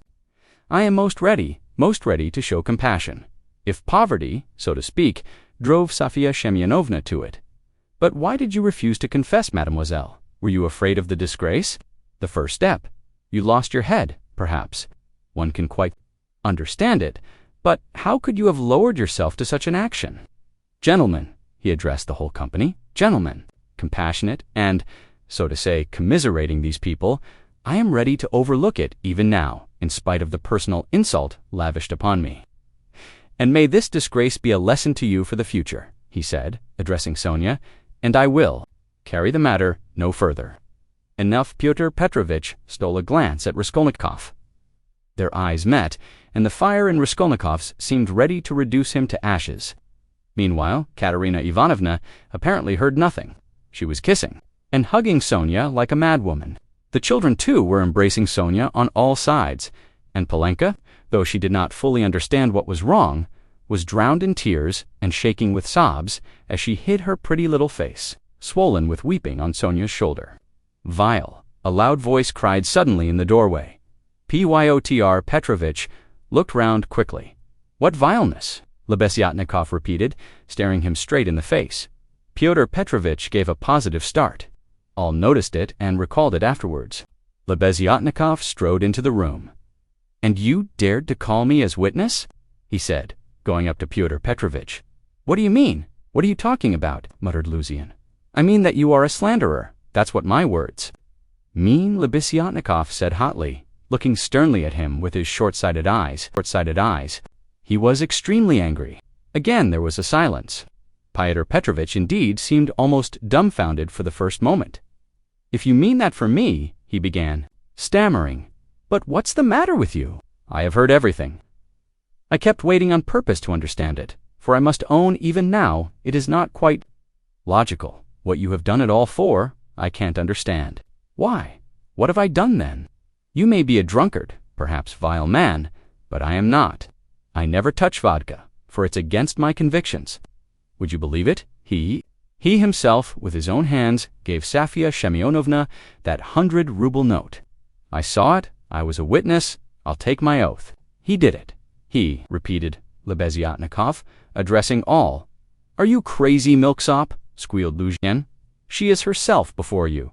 She herself here declared just now before everyone that I gave her only 10 rubles. How could I have given it to her? Only like a fool. I thought you did it out of kindness. When you were saying goodbye to her at the door, while you held her hand in one hand, with the other, the left, you slipped the note into her pocket. I saw it. I saw it. Luzhin turned, pale. What lies? He cried impudently. Why? How could you, standing by the window, see the note? You fancied it with your short-sighted eyes. You are raving. No, I didn't fancy it. And though it certainly would be hard to distinguish a note from the window, that's true, I knew for certain that it was 100-ruble note, because when you were going to give Safia Shamayonovna 10 rubles, you took up from the table a 100-ruble note. I saw it because I was standing near then, and an idea struck me at once, so that I did not forget you had it in your hand. You folded it and kept it in your hand all the time. I didn't think of it again until, when you were getting up, you changed it from your right hand to your left and nearly dropped it. I noticed it because the same idea struck me again, that you meant to do her a kindness without my seeing. You can fancy how I watched you, and I saw how you succeeded in slipping it into her pocket. I saw it. I saw it. I'll take my oath. Lebeziatnikov was almost breathless.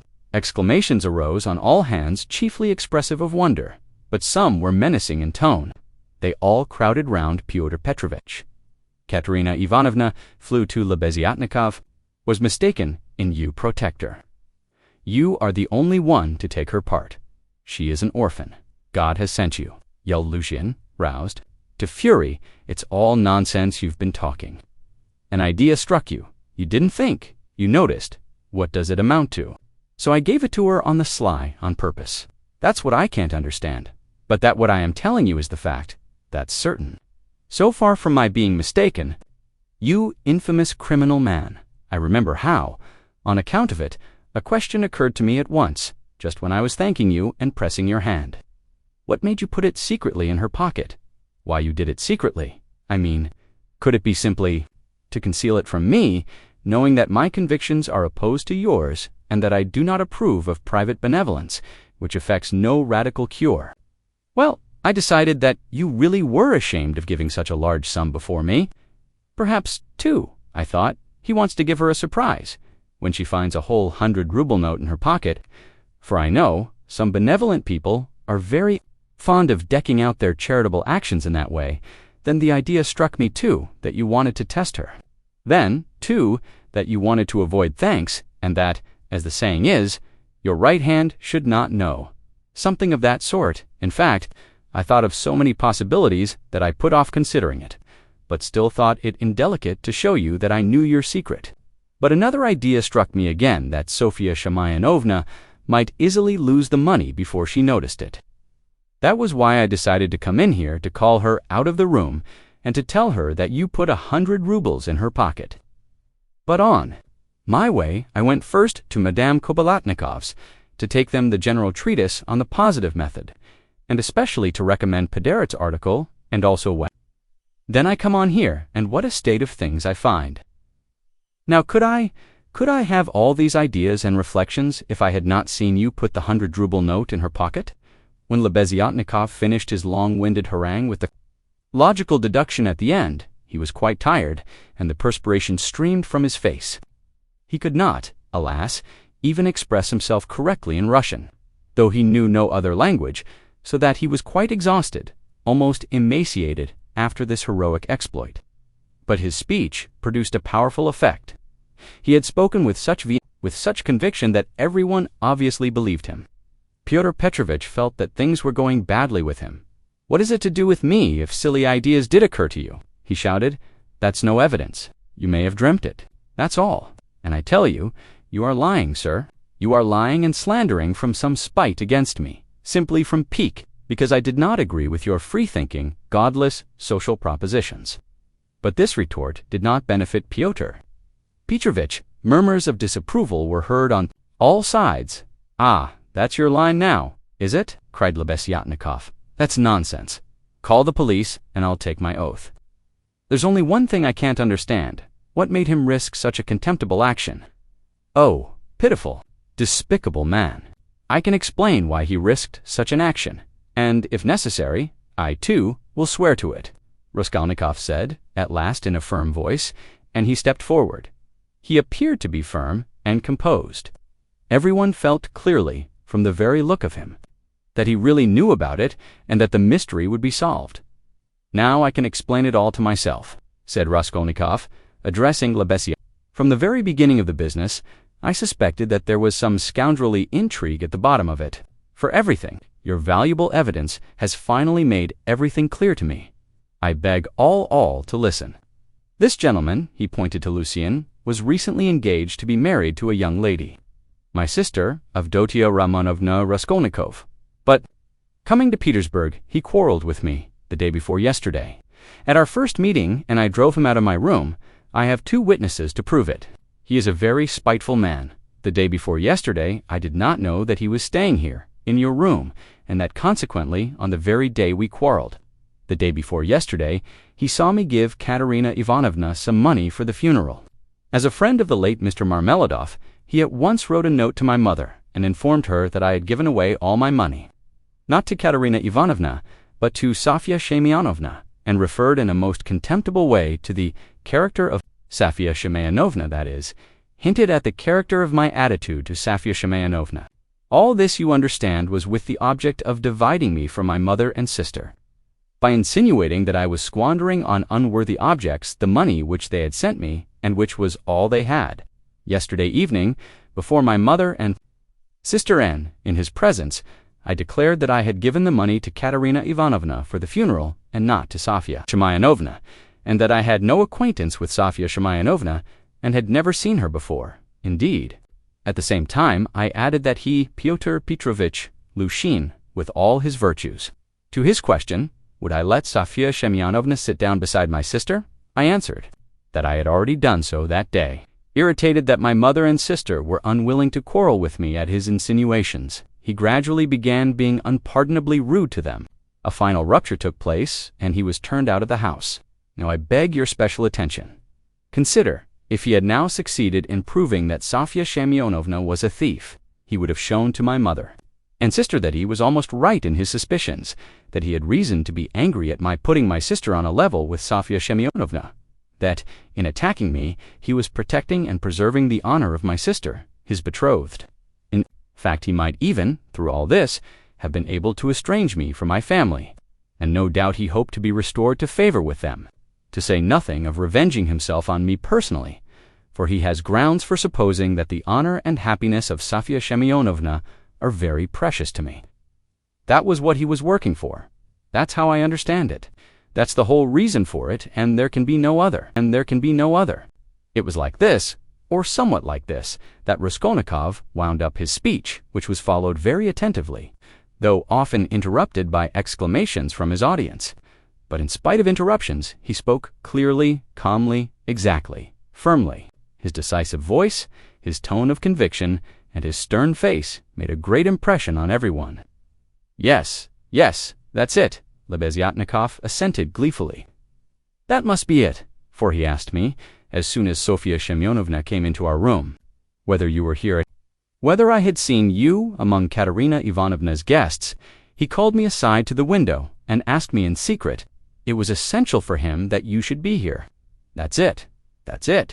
Luzhin smiled contemptuously and did not speak, but he was very pale. He seemed to be deliberating on some means of escape. Perhaps he would have been glad to give up everything and get away, but at the moment this was scarcely possible. It would have implied admitting the truth of the accusations brought against him. Moreover, the company, which had already been excited by drink, was now too much stirred to allow it. The commissariat clerk, though indeed he had not grasped the whole position, was shouting louder than anyone, and was making some suggestions very unpleasant to Lucien.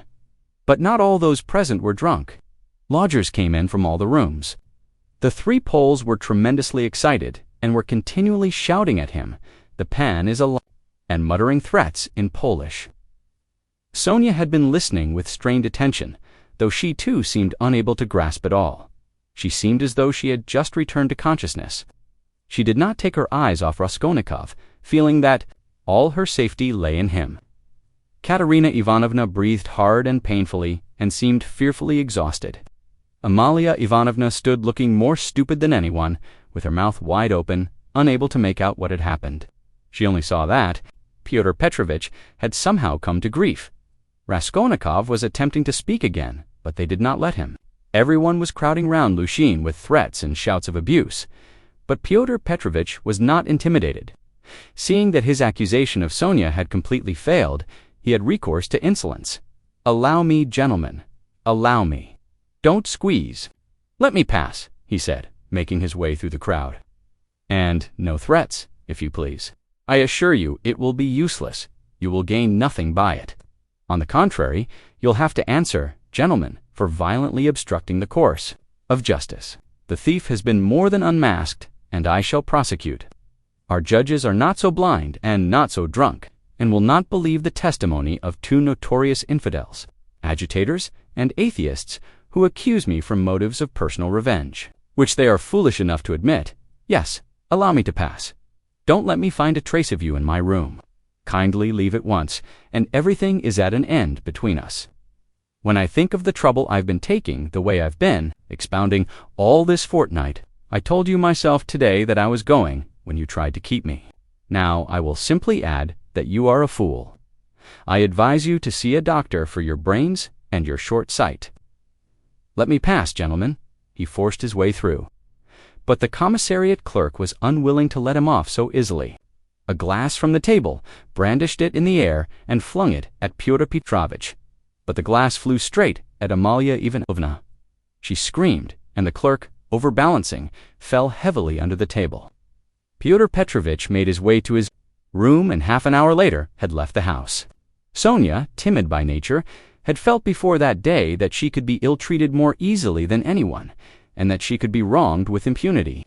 Yet, till that moment, she had fancied that she might escape misfortune by care, gentleness, and submissiveness before everyone. Her disappointment was too great. She could, of course, bear with patience, and almost without murmur anything, even this. But for the first minute, she felt it too bitter. In spite of her triumph and her justification, when her first terror and stupefaction had passed and she could understand it all clearly, the feeling of her helplessness and of the wrong done to her made her heart throb with anguish, and she was overcome with hysterical weeping. At last, unable to bear any more, she rushed out of the room and ran home. Almost immediately after Lushin's departure, when amidst loud laughter the glass flew at Amalia Ivanovna, it was more than the landlady could endure. With a shriek, she rushed like a fury at Katerina Ivanovna, considering her to blame for everything. "Out of my lodgings, at once, quick march." And with these words, she began snatching up everything she could lay her hands on that belonged to Katerina Ivanovna and throwing it on the floor. Katerina Ivanovna, pale, almost fainting, and gasping for breath, jumped up from the bed where she had sunk in exhaustion and darted at Amalia Ivanovna. But the battle was too unequal. The landlady waved her away like a feather. "What? As though that godless calumny was not enough. This vile creature attacks me. What? On the day of my husband's funeral, I am turned out of my lodging. After eating my bread and salt, she turns me into the street with my orphans. Where am I to go?" wailed the poor woman, sobbing and gasping. "Good God!" she cried with flashing eyes. "Is there no justice upon earth? Whom should you protect? If not us orphans, we shall see. There is law and justice on earth. There is. I will find it. Wait a bit, godless creature. Polenka, stay with the children. I'll come back. Wait for me if you have to wait in the street. We will see whether there is justice on earth." And, throwing over her head that green shawl which Marmeladov had mentioned to Raskolnikov, Katerina Ivanovna squeezed her way through the disorderly and drunken crowd of lodgers who still filled the room. And, wailing and tearful, she ran into the street with a vague intention of going at once somewhere to find justice. Polenka, with the two little ones in her arms, crouched, terrified, on the trunk in the corner of the room, where she waited trembling for her mother to come back. Amalia Ivanovna raged about the room, shrieking, lamenting, and throwing everything she came across on the floor. The lodgers talked incoherently. Some commented to the best of their ability on what had happened. Others quarreled and swore at one another, while others struck up a song. Now it's time for me to go, thought Raskolnikov. Well, Sofya Semyonovna, we shall see what you'll say now. And he set off in the direction of Sonia's lodgings. Chapter 4. Raskolnikov had been a vigorous and active champion of Sonia against Luzhin, although he had such a load of horror and anguish in his own heart. But having gone through so much in the morning, he found a sort of relief in a change of sensations. Apart from the strong personal feeling which impelled him to defend Sonia, he was agitated too, especially at some moments, by the thought of his approaching interview with Sonia. He had to tell her who had killed Lizaveta. He knew the terrible suffering it would be to him, and, as it were, brushed away the thought of it. So when he cried as he left Katerina Ivanovna's, "Semyonovna, we shall see what you'll say now," he was still superficially excited, still vigorous and defiant from his triumph over Lucien. But, strange to say, by the time he reached Sonia's lodging, he felt a sudden impotence and fear. He stood still in hesitation at the door, asking himself the strange question: must he tell her who killed Lizaveta? It was a strange question because he felt at the very time not only that he could not help telling her, but also that he could not put off the telling. He did not yet know why it must be so. He only felt it, and the agonizing sense of his impotence before the inevitable almost crushed him. To cut short his hesitation and suffering, he quickly opened the door and looked at Sonia from the doorway. She was sitting with her elbows on the table and her face in her hands. But seeing Raskolnikov, she got up at once and came to meet him as though she were expecting him. "What would have become of me but for you?" she said quickly, meeting him in the middle of the room. Evidently, she was in haste to say this to him. It was what she had been waiting for.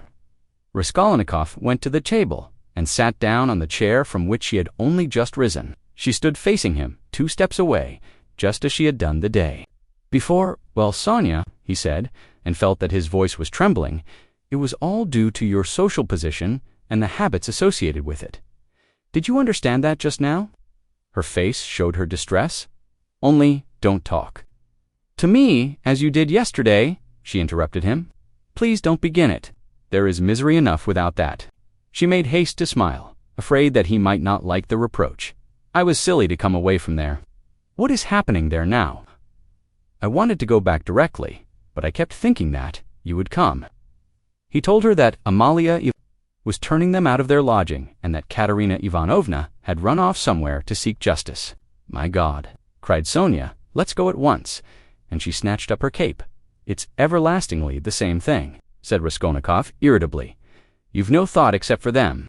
Stay a little with me." "But Katerina Ivanovna—" "Won't lose Katerina Ivanovna, you may be sure. She'll come to you herself since she has run out," he added peevishly. "If she doesn't find you here, you'll be blamed for it." Sonia sat down in painful suspense. Raskolnikov was silent, gazing at the floor and deliberating. "This time Luzhin did not want to prosecute you," he began, not looking at Sonia. "But if he had wanted to, if it had suited his plans, he would have sent you to prison if it had not been for Lebeziatnikov and me." "Ah, yes," she assented in a faint voice. "Yes," she repeated, preoccupied and distressed. "But I might easily not have been there, and it was quite an accident, Lebeziatnikov's turning up." Sonia was silent. "And if you'd gone to prison, what then? Do you remember what I said yesterday?" Again, she did not answer. He waited. "I thought you would cry out again. Don't speak of it. Leave off." Raskolnikov gave a laugh, but rather a forced one. "What, silence again?" he asked a minute later. "We must talk about something, you know. It would be interesting for me to know how you would decide a certain problem, as Lebeziatnikov would say." He was beginning to lose the thread. "No, really, I am serious. Imagine, Sonia, that you had known all Lucian's intentions beforehand, known, that is, for a fact, that they would be the ruin of Katerina Ivanovna, and the children and yourself thrown in, since you don't count yourself for anything, Polenka too, for she go the same way. Well, if suddenly it all depended on your decision whether he or they should go on living, that is, whether Luzhin should go on living and doing wicked things, or Katerina Ivanovna should die. How would you decide which of them was to die, I ask you?" Sonia looked uneasily at him. There was something peculiar in this hesitating question, which seemed approaching something in a roundabout way. "I felt that you were going to ask some question like that," she said, looking inquisitively at him. "I dare say you did, but how is it to be answered?" "Why do you ask about what could not happen?" said Sonia reluctantly. "Then it would be better for Luzhin to go on living and doing wicked things. You haven't dared to decide even that. But I can't know the divine providence. And why do you ask what can't be answered? What's the use of such foolish questions? How could it happen that it should depend on my decision? Who has made me a judge to decide who is to live and who is not to live? Oh, if the divine providence is to be mixed up in it, there is no doing anything," Raskolnikov grumbled morosely. "You'd better say straight out what you want," Sonia cried in distress. "You are leading up to something again. You have come simply to torture me." She could not control herself and began crying bitterly. He looked at her in gloomy misery. 5 minutes passed. "Of course you're right, Sonia," he said softly at last. He was suddenly changed. His tone of assumed arrogance and helpless defiance was gone. Even his voice was suddenly weak. "I told you yesterday that I was not coming to ask forgiveness, and almost the first thing I've said is to ask forgiveness. I said that about Luzhin and Providence for my own sake. I was asking forgiveness. Sonia," he tried to smile, but there was something helpless and incomplete in his pale smile. He bowed his head and hid his face in his hands, and suddenly a strange, surprising sensation of a sort of bitter hatred for Sonia passed through his heart. As it were wondering and frightened of this sensation, he raised his head and looked intently at her. But he met her uneasy and painfully anxious eyes fixed on him. There was love in them. His hatred vanished like a phantom. It was not the real feeling. It only meant that that minute had come. He hid his face in his hands again and bowed his head. Suddenly he turned pale, got up from his chair, looked at Sonia, and without uttering a word, sat down mechanically on her bed. His sensations that moment were terribly like the moment when he had stood over the old woman with the axe in his hand, and felt that he must not lose another minute. "What's the matter?" asked Sonia, dreadfully frightened. He could not utter a word. This was not at all the way he had intended to tell, and he did not understand what was happening to him now. She went up to him, softly, sat down on the bed beside him, and waited, not taking her eyes off him. Her heart throbbed and sank. It was unendurable. He turned his deadly pale face to her. His lips worked helplessly, struggling to utter something. A pang of terror passed through Sonia's heart. "What's the matter?" she repeated, drawing a little away from him. "Nothing, Sonia. Don't be frightened. It's nonsense." "Really is nonsense, if you think of it," he muttered, like a man in delirium. "Why have I come to torture you?" he added suddenly, looking at her. "I keep asking myself that question, Sonia." He had perhaps been asking himself that question a quarter of an hour before. But now he spoke helplessly, hardly knowing what he said, and feeling a continual tremor all over. She muttered in distress, looking intently at him. "It's all nonsense. Listen, Sonia." He suddenly smiled, a pale, helpless smile for 2 seconds. "You remember what I meant to tell you yesterday?" Sonia waited uneasily. "I said as I went away that perhaps I was saying goodbye forever, but that if I came today I would tell. You who killed Lizaveta." She began trembling all over. "Well, here I've come to tell you." "Then you really meant it yesterday," she whispered with difficulty. "How do you know?" she asked quickly, as though suddenly regaining her reason. Sonia's face grew paler and paler, and she breathed painfully. She paused a minute. "Have they found him?" she asked timidly. "No." "Then how do you know about it?"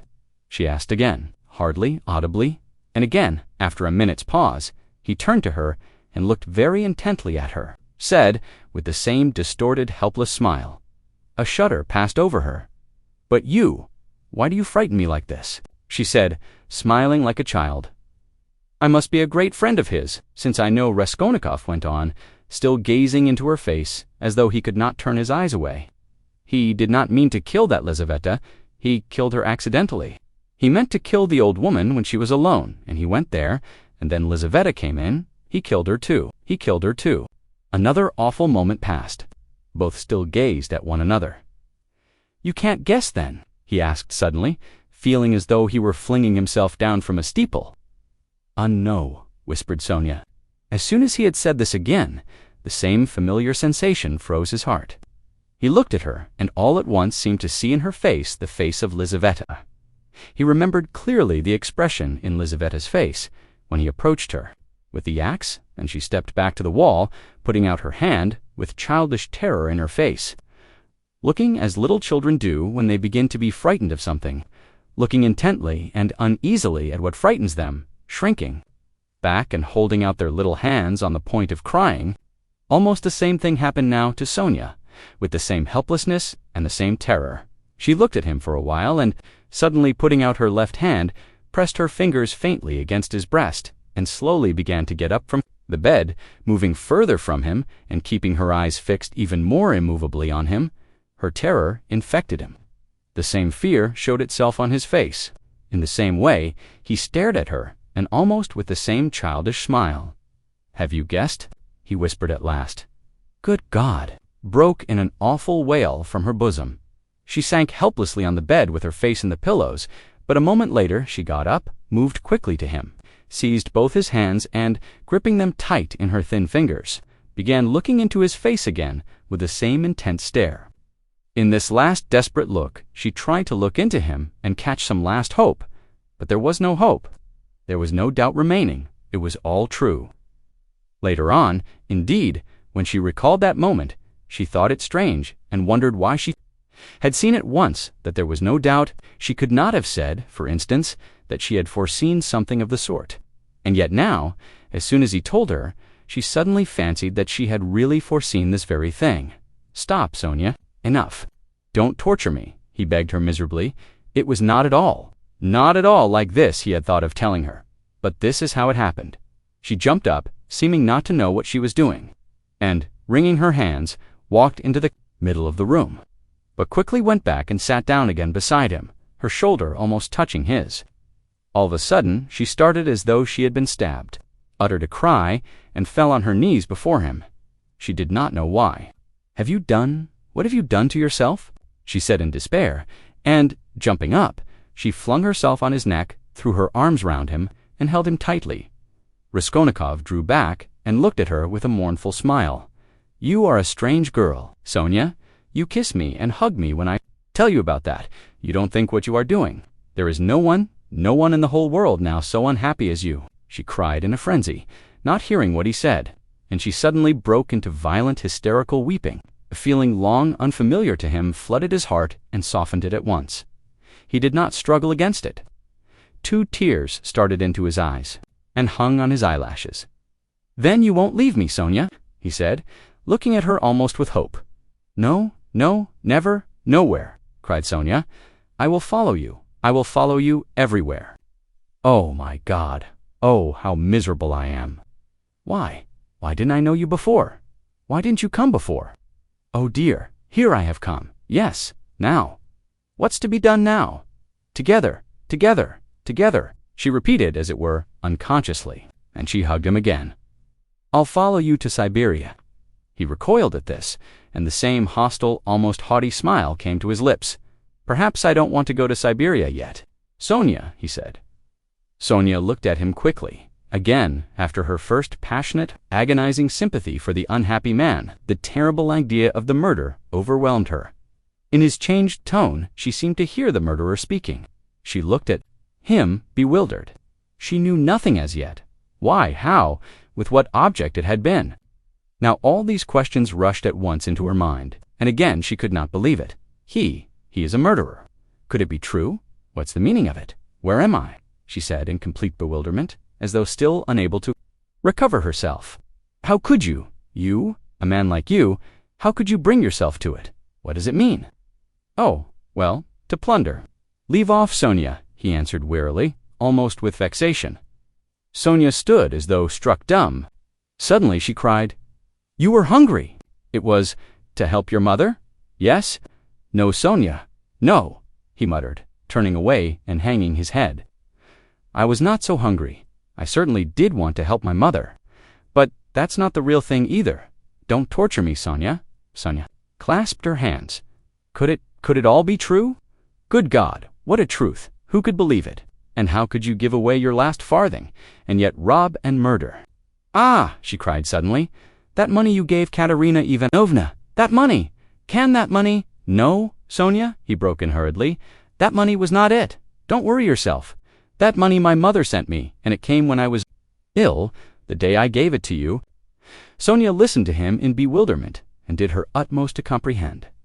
"And that money, I don't even know really whether there was any money," he added softly, as though reflecting. "I took a purse off her neck, made of chamois leather. A purse stuffed full of something, but I didn't look in it. I suppose I hadn't time, and the things, chains and trinkets, I buried under a stone with the purse next morning in a yard off the V Prospect. They are all there now." Sonia strained every nerve to listen. "Then why? You said you did it to rob, but you took nothing," she asked quickly, catching at a straw. "I don't know. I haven't yet decided whether to take that money or not," he said, musing again, and seeming to wake up with a start, he gave a brief, ironical smile. "Ah, what silly stuff I am talking, eh?" The thought flashed through Sonia's mind. Wasn't he mad? But she dismissed it at once. No, it was something else. She could make nothing of it. Nothing.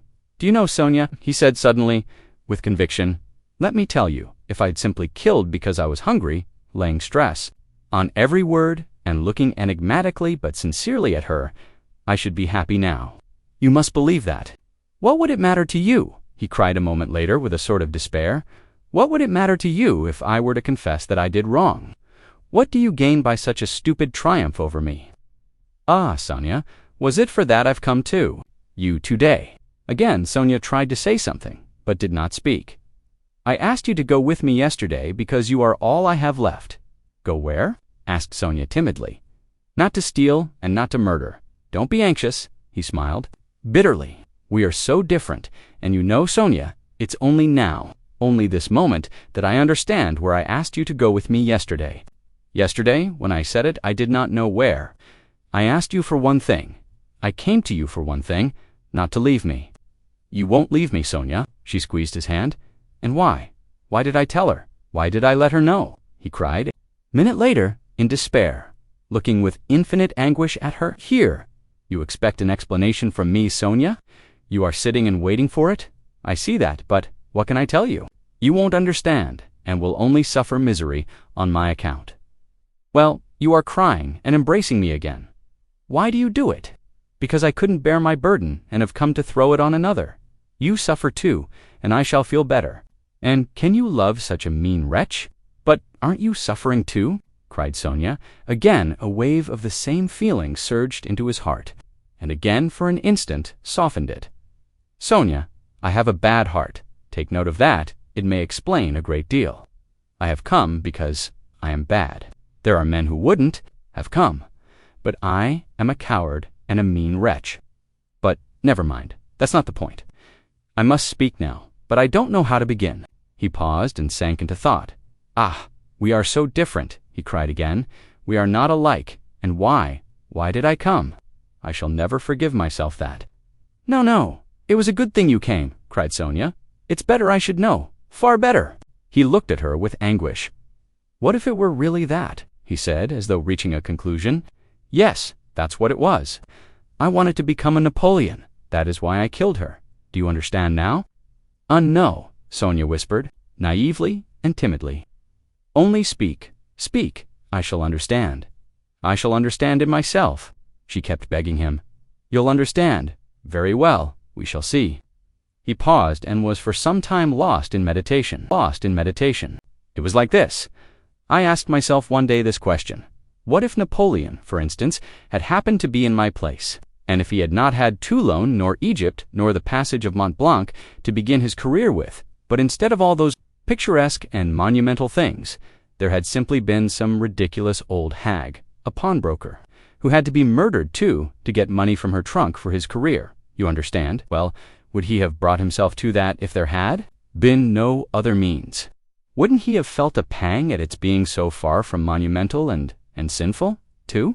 Well, I must tell you that I worried myself fearfully over that question, so that I was awfully ashamed when I guessed at last, all of a sudden, somehow, that it would not have given him the least pang, that it would not even have struck him that it was not monumental, that he would not have seen that there was anything in it to pause over, and that, if he had had no other way, he would have strangled her in a minute without thinking about it. Well, I too left off thinking about it, murdered her, following his example. And that's exactly how it was. Do you think it funny? Yes, Sonia, the funniest thing of all is that perhaps that's just how it was. Sonia did not think it at all funny. You had better tell me straight out, without examples, she begged. Still more timidly and scarcely audibly, he turned to her, looked sadly at her, and took her hands. You are right again, Sonia.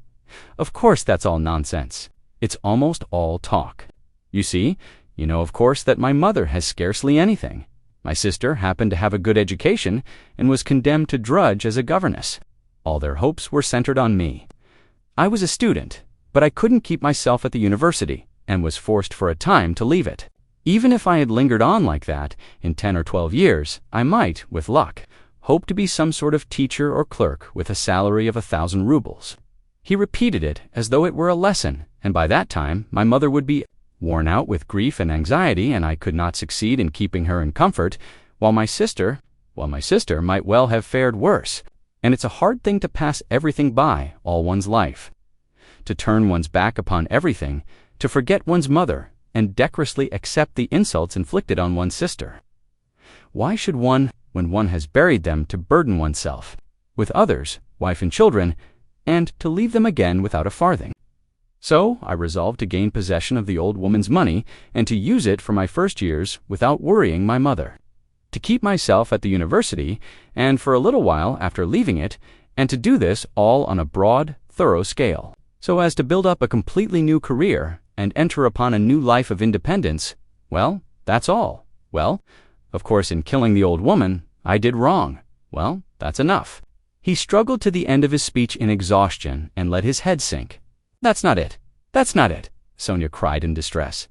How could one? No, that's not right. Not right. You see yourself that it's not right. But I've spoken truly. It's the truth. As though that could be the truth. Good God, I've only killed a louse. Sonia, a useless, loathsome, harmful creature. A human being. A louse. I too know it wasn't a louse, he answered, looking strangely at her. But I am talking nonsense, Sonia, he added. I've been talking nonsense a long time. That's not it. You are right there. There were quite other causes for it. I haven't talked to anyone for so long, Sonia. My head aches dreadfully now. His eyes shone with feverish brilliance. He was almost delirious. An uneasy smile strayed on his lips. His terrible exhaustion could be seen through his excitement. Sonia saw how he was suffering. She too was growing dizzy, and he talked so strangely. It seemed somehow comprehensible. But how? How? Good God! And she wrung her hands, in despair. No, Sonia, that's not it, he began again suddenly, raising his head, as though a new and sudden train of thought had struck, and, as it were, roused him. That's not it. Better imagine. Yes, it's certainly better. Imagine that I am vain, envious, malicious, base, vindictive, and, well, perhaps with a tendency to insanity. Let's have it all out at once. They've talked of madness already, I noticed. I told you just now I could not keep myself at the university. But do you know that perhaps I might have done? My mother would have sent me what I needed for the fees, and I could have earned enough for clothes, boots, and food, no doubt. Lessons had turned up at 1/2 ruble. Razumian works. But I turned sulky and wouldn't. Yes, sulkiness. That's the right word for it. I sat in my room like a spider. You've been in my den. You've seen it. And do you know, Sonia, that low ceilings and tiny rooms cramp the soul and the mind? Ah, how I hated that garret, and yet I wouldn't go out of it. I wouldn't on purpose. I didn't go out for days together, and I wouldn't work. I wouldn't even eat. I just lay there doing nothing. If Nastasia brought me anything, I ate it. If she didn't, I went all day without. I wouldn't ask. On purpose, from sulkiness. At night, I had no light. I lay in the dark, and I wouldn't earn money for candles. I ought to have studied, but I sold my books, and the dust lies an inch thick on the notebooks on my table. I preferred lying still and thinking. And I kept thinking. And I had dreams all the time, strange dreams of all sorts. No need to describe, only then. I began to fancy that, no, that's not it. Again, I am telling you wrong. You see, I kept asking myself then, why am I so stupid that if others are stupid, and I know they are, yet I won't be wiser? Then I saw, Sonia, that if one waits for everyone to get wiser, it will take too long. Afterwards, I understood that. That would never come to pass. that men won't change, and that nobody can alter it, and that it's not worth wasting effort over it. Yes, that's so. That's the law of their nature, Sonia. That's so. And I know now, Sonia, that whoever is strong in mind and spirit will have power over them. Anyone who is greatly daring is right in their eyes. He who despises most things will be a lawgiver among them, and he who dares most of all will be most in the right. So it has been till now, and so it will always be. A man must be blind not to see it. Though Raskolnikov looked at Sonia as he said this, he no longer cared whether she understood or not. The fever had complete hold of him. He was in a sort of gloomy ecstasy. He certainly had been too long without talking to anyone. Sonia felt that his gloomy creed had become his faith and code. I divined then, Sonia, he went on eagerly, that power is only vouchsafed to the man who dares. To stoop and pick it up, there is only one thing needful, one has only to dare. Then, for the first time in my life, an idea took shape in my mind which no one had ever thought of before me. No one. I saw clear as daylight how strange it is that not a single person living in this mad world has had the daring to go straight for it all and send it flying to the devil. I wanted to have the daring, and I killed her. I only wanted to have the daring, Sonia. That was the whole cause of it. Oh, hush, hush, cried Sonia, clasping her hands. You turned away from God, and God has smitten you, has given you over to the devil. Then, Sonia, when I used to lie there in the dark, and all this became clear to me, was it a temptation of the devil? Eh? Hush, don't laugh, blasphemer. You don't understand. You don't understand, oh God. He won't understand. Hush, Sonia, I am not laughing. I know myself that it was the devil leading me. Hush, Sonia, hush, he repeated, with gloomy insistence. I know it all. I have thought it all, over and over, and whispered it all over to myself, lying there. In the dark, I've argued it all over with myself, every point of it, and I know it all. And how sick I was then of going over it all. I have kept wanting to forget it, and make a new beginning, Sonia, and leave off thinking. And you don't suppose that I went into it headlong like a fool? I went into it like a wise man, and that was just my destruction. And you mustn't suppose that I didn't know, for instance, that if I began to question myself whether I had the right to gain power, I certainly hadn't the right, or that if I asked myself whether a human being is a louse, it proved that. It wasn't so for me, though it might be for a man who would go straight to his goal without asking questions. If I worried myself all those days, wondering whether Napoleon would have done it or not, I felt clearly, of course, that I wasn't Napoleon. I had to endure all the agony of that battle of ideas. Sonia and I longed to throw it off. I wanted to murder without casuistry, to murder for my own sake, for myself alone. I didn't want to lie about it even to myself. It wasn't to help.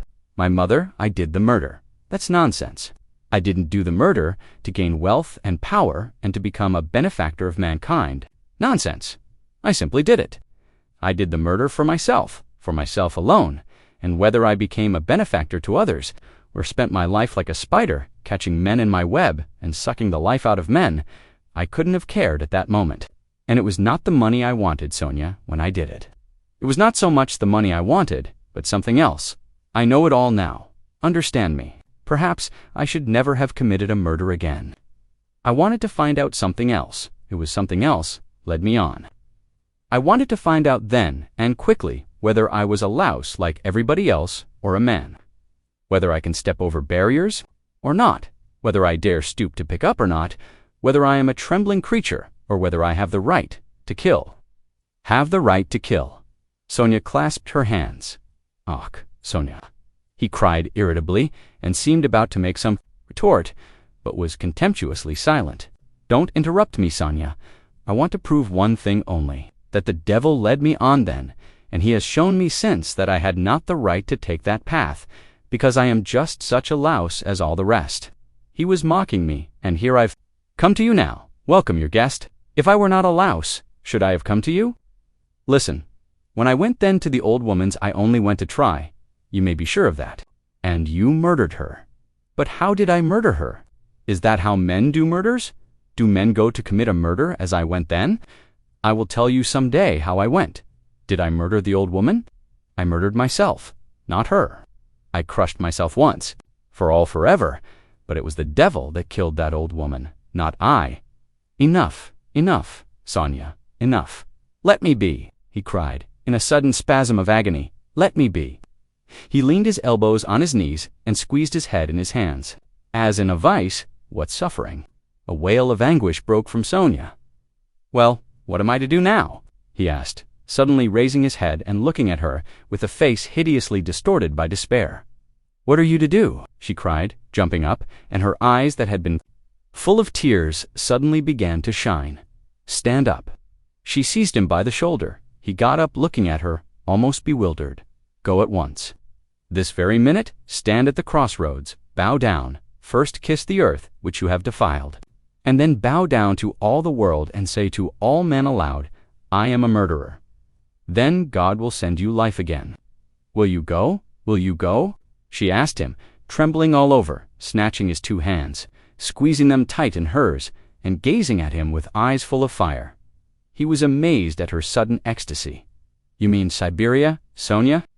I must give myself up, he asked gloomily, suffer, and expiate your sin by it. That's what you must do. No, I am not going to them, Sonia, but how will you go on living? What will you live for? Cried Sonia. How is it possible now? Why, how can you talk to your mother? Oh, what will become of them now? But what am I saying? You have abandoned your mother and your sister already. He has abandoned them already. Oh, God, she cried. Why? He knows it all himself. How? How can he live by himself? What will become of you now? Don't be a child, Sonia, he said softly. What wrong have I done them? Why should I go to them? What should I say to them? That's only a phantom. They destroy men by millions themselves, and look on it as a virtue. They are knaves and scoundrels, Sonia. I am not going to them. And what should I say to them that I murdered her, but did not dare to take the money, and hid it under a stone? He added with a bitter smile. Why, they would laugh at me, and would call me a fool for not getting it. A coward and a fool. They wouldn't understand, and they don't deserve to understand. Why should I go to them? I won't. Don't be a child, Sonia. It will be too much for you to bear. Too much, she repeated, holding out her hands in despairing supplication. Perhaps I've been unfair to myself, he observed gloomily, pondering. After all, I am a man and not a louse, and I've been in too great a hurry to condemn myself. I'll make another fight for it. A haughty smile appeared on his lips. What a burden to bear. And your whole life, your whole life. I shall get used to it, he said grimly and thoughtfully. Listen, he began a minute later. Stop crying. It's time to talk of the facts. I've come to tell you that the police are after me, on my track AHO. Sonia cried in terror. Well, why do you cry out? You want me to go to Siberia, and now you are frightened. Let me tell you, I shall not give myself up. I shall make a struggle for it, and they won't do anything to me. They've no real evidence. Yesterday I was in great danger, and believed I was lost. But today things are going better. All the facts they know can be explained two ways. That's to say I can turn their accusations to my credit. Do you understand? And I shall, for I've learnt my lesson. But they will certainly arrest me. If it had not been for something that happened, they would have done so today, for certain. Perhaps even now they will arrest me today. But that's no matter. Sonia, they'll let me out again, for there isn't any real proof against me. And there won't be, I give you my word for it, and they can't convict a man on what they have against me. Enough, I only tell you that you may know. I will try to manage somehow to put it to my mother and sister so that they won't be frightened. My sister's future is secure, however, now, I believe, and my mother's must be too. Well, that's all. Be careful, though. Will you come and see me in prison when I am there? Oh, I will. I will. They sat side by side, both mournful and dejected, as though they had been cast up by the tempest alone on some deserted shore. He looked at Sonia and felt how great was her love for him, and strange to say, he felt it suddenly burdensome and painful to be so loved. Yes, it was a strange and awful sensation. On his way to see Sonia, he had felt that all his hopes rested. On her, he expected to be rid of at least part of his suffering, and now, when all her heart turned towards him, he suddenly felt that he was immeasurably unhappier than before. Sonia, he said, you'd better not come and see me when I am in prison. Sonia did not answer. She was crying. Several minutes passed, "Have you a cross on you?" she asked, as though suddenly thinking of it. He did not at first understand the question. "No, of course not." "Here, take this one, of cypress wood. I have another, a copper one, that belonged to Lizaveta. I changed with Lizaveta. She gave me her cross, and I gave her my little icon. I will wear Lizaveta's now and give you this. Take it. It's mine. It's mine, she begged him. "We will go to suffer together, and together we will bear our cross." "Give it me," said Raskolnikov. He did not want to hurt her feelings. But immediately he drew back the hand he held out for the cross. "Not now. Sonia, better, later," he added to comfort her. Yes, better," she repeated with conviction. "When you go to meet your suffering, then put it on. Come to me. I'll put it on you. We will pray and go together." At that moment, someone knocked 3 times at the door. "Sofya Semyonovna, may I come in?" they heard in a very familiar and polite voice. Sonia rushed to the door in a fright. The flaxen head of Mr. Lebeziatnikov appeared at the door. Chapter 5. Lebeziatnikov looked perturbed. "I've come to you, Sofya Semyonovna," he began. "Excuse me, I thought I should find you," he said, addressing Raskolnikov suddenly. "That is, I didn't mean anything of that sort, but I just thought, Katerina Ivanovna has gone out of her mind," he blurted out suddenly, turning from to Sonia. Sonia screamed. "At least it seems so. But we don't know what to do, you see. She came back. She seems to have been turned out somewhere, perhaps beaten, so it seems at least. She had run to your father's former chief. She didn't find him at home. He was dining at some other general's, only fancy. She rushed off there to the other general's, and, imagine. She was so persistent that she managed to get the chief to see her. Had him fetched out from dinner, it seems. You can imagine what happened. She was turned out, of course. But, according to her own story, she abused him and threw something at him. One may well believe it. How it is she wasn't taken up, I can't understand. Now she is telling everyone, including Amalia Eva. But it's difficult to understand her.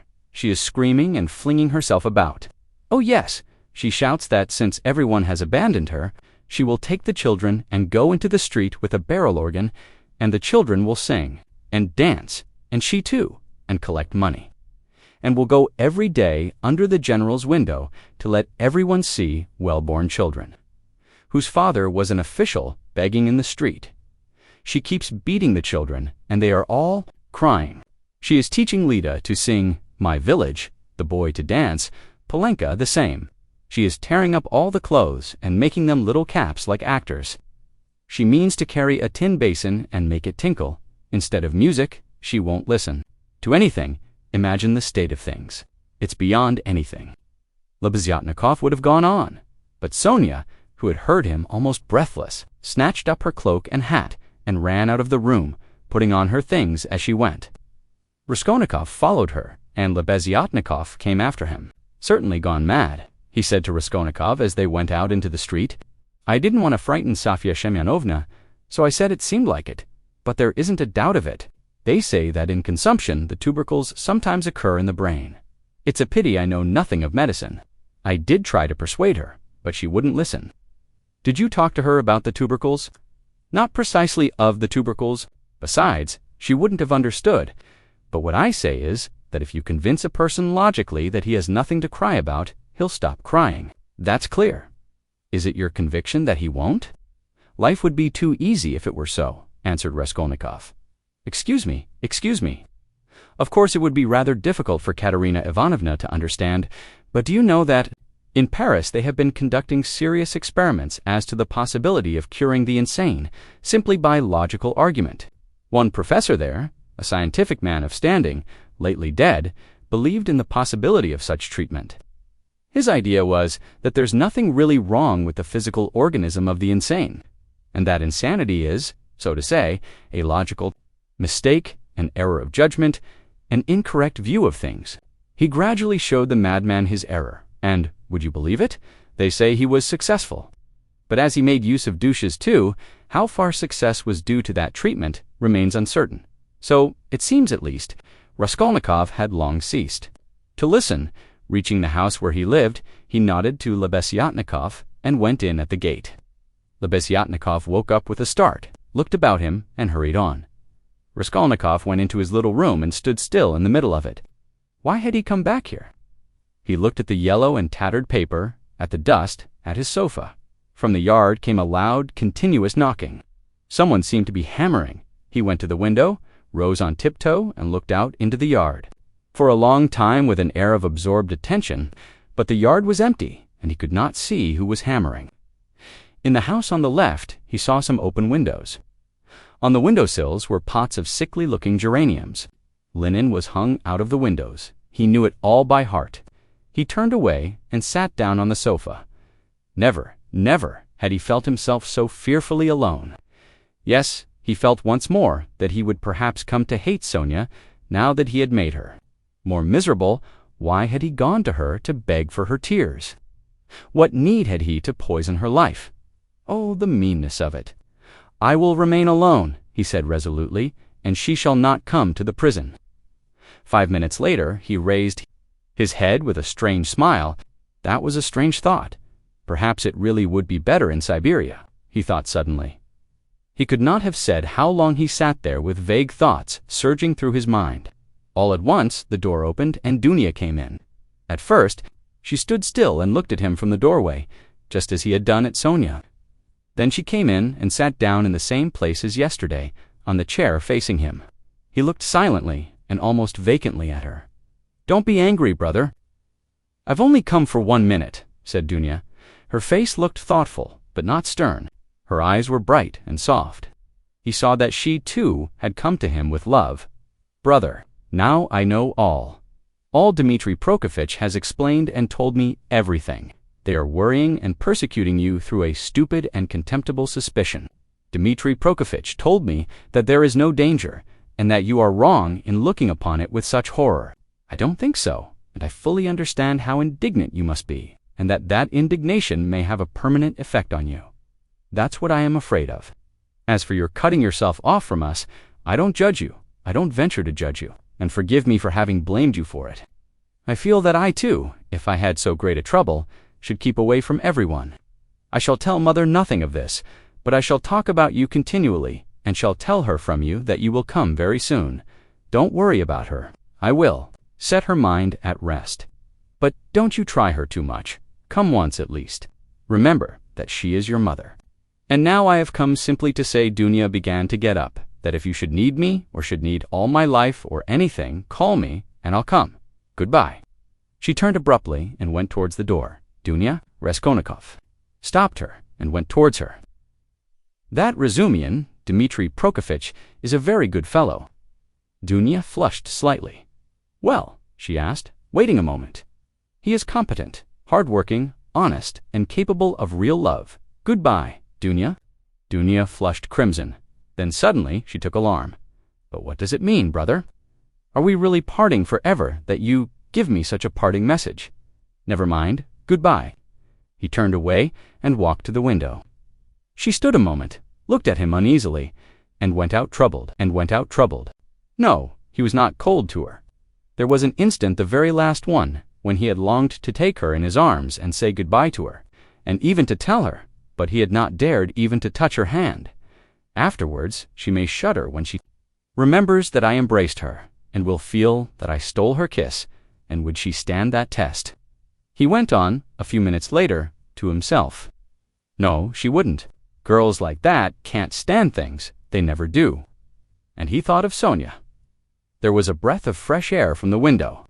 The daylight was fading. He took up his cap and went out. He could not, of course, and would not consider how ill he was. But all this continual anxiety and agony of mind could not but affect him. And if he were not lying in high fever, it was perhaps just because this continual inner strain helped to keep him on his legs and in possession of his faculties. But this artificial excitement could not last long. He wandered aimlessly. The sun was setting. A special form of misery had begun to oppress him of late. There was nothing poignant, nothing acute about it, but there was a feeling of permanence, of eternity about it. It brought a foretaste of hopeless years of this cold, leaden misery, a foretaste of an eternity on a square yard of space. Towards evening, this sensation usually began to weigh on him more heavily. With this idiotic, purely physical weakness, depending on the sunset or something, one can't help doing something stupid. "You'll go to Dunya as well as to Sonya, he muttered bitterly. He heard his name called. He looked round. Lebeziatnikov rushed up to him. Only fancy, I've been to your room looking for you. Only fancy, she's carried out her plan and taken away the children. Safya Shamayanovna and I have had a job to find them. She is rapping on a frying pan and making the children dance. The children are crying. They keep stopping at the crossroads and in front of shops. There's a crowd of fools running after them. Come along, and Sonya? Raskolnikov asked anxiously, hurrying after Lebeziatnikov.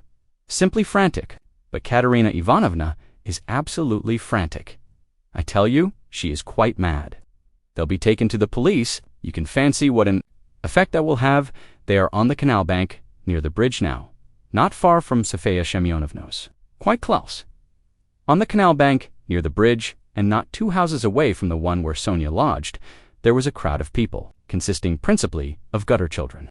The hoarse, broken voice of Katerina Ivanovna could be heard from the bridge, and it certainly was a strange spectacle likely to attract a street crowd.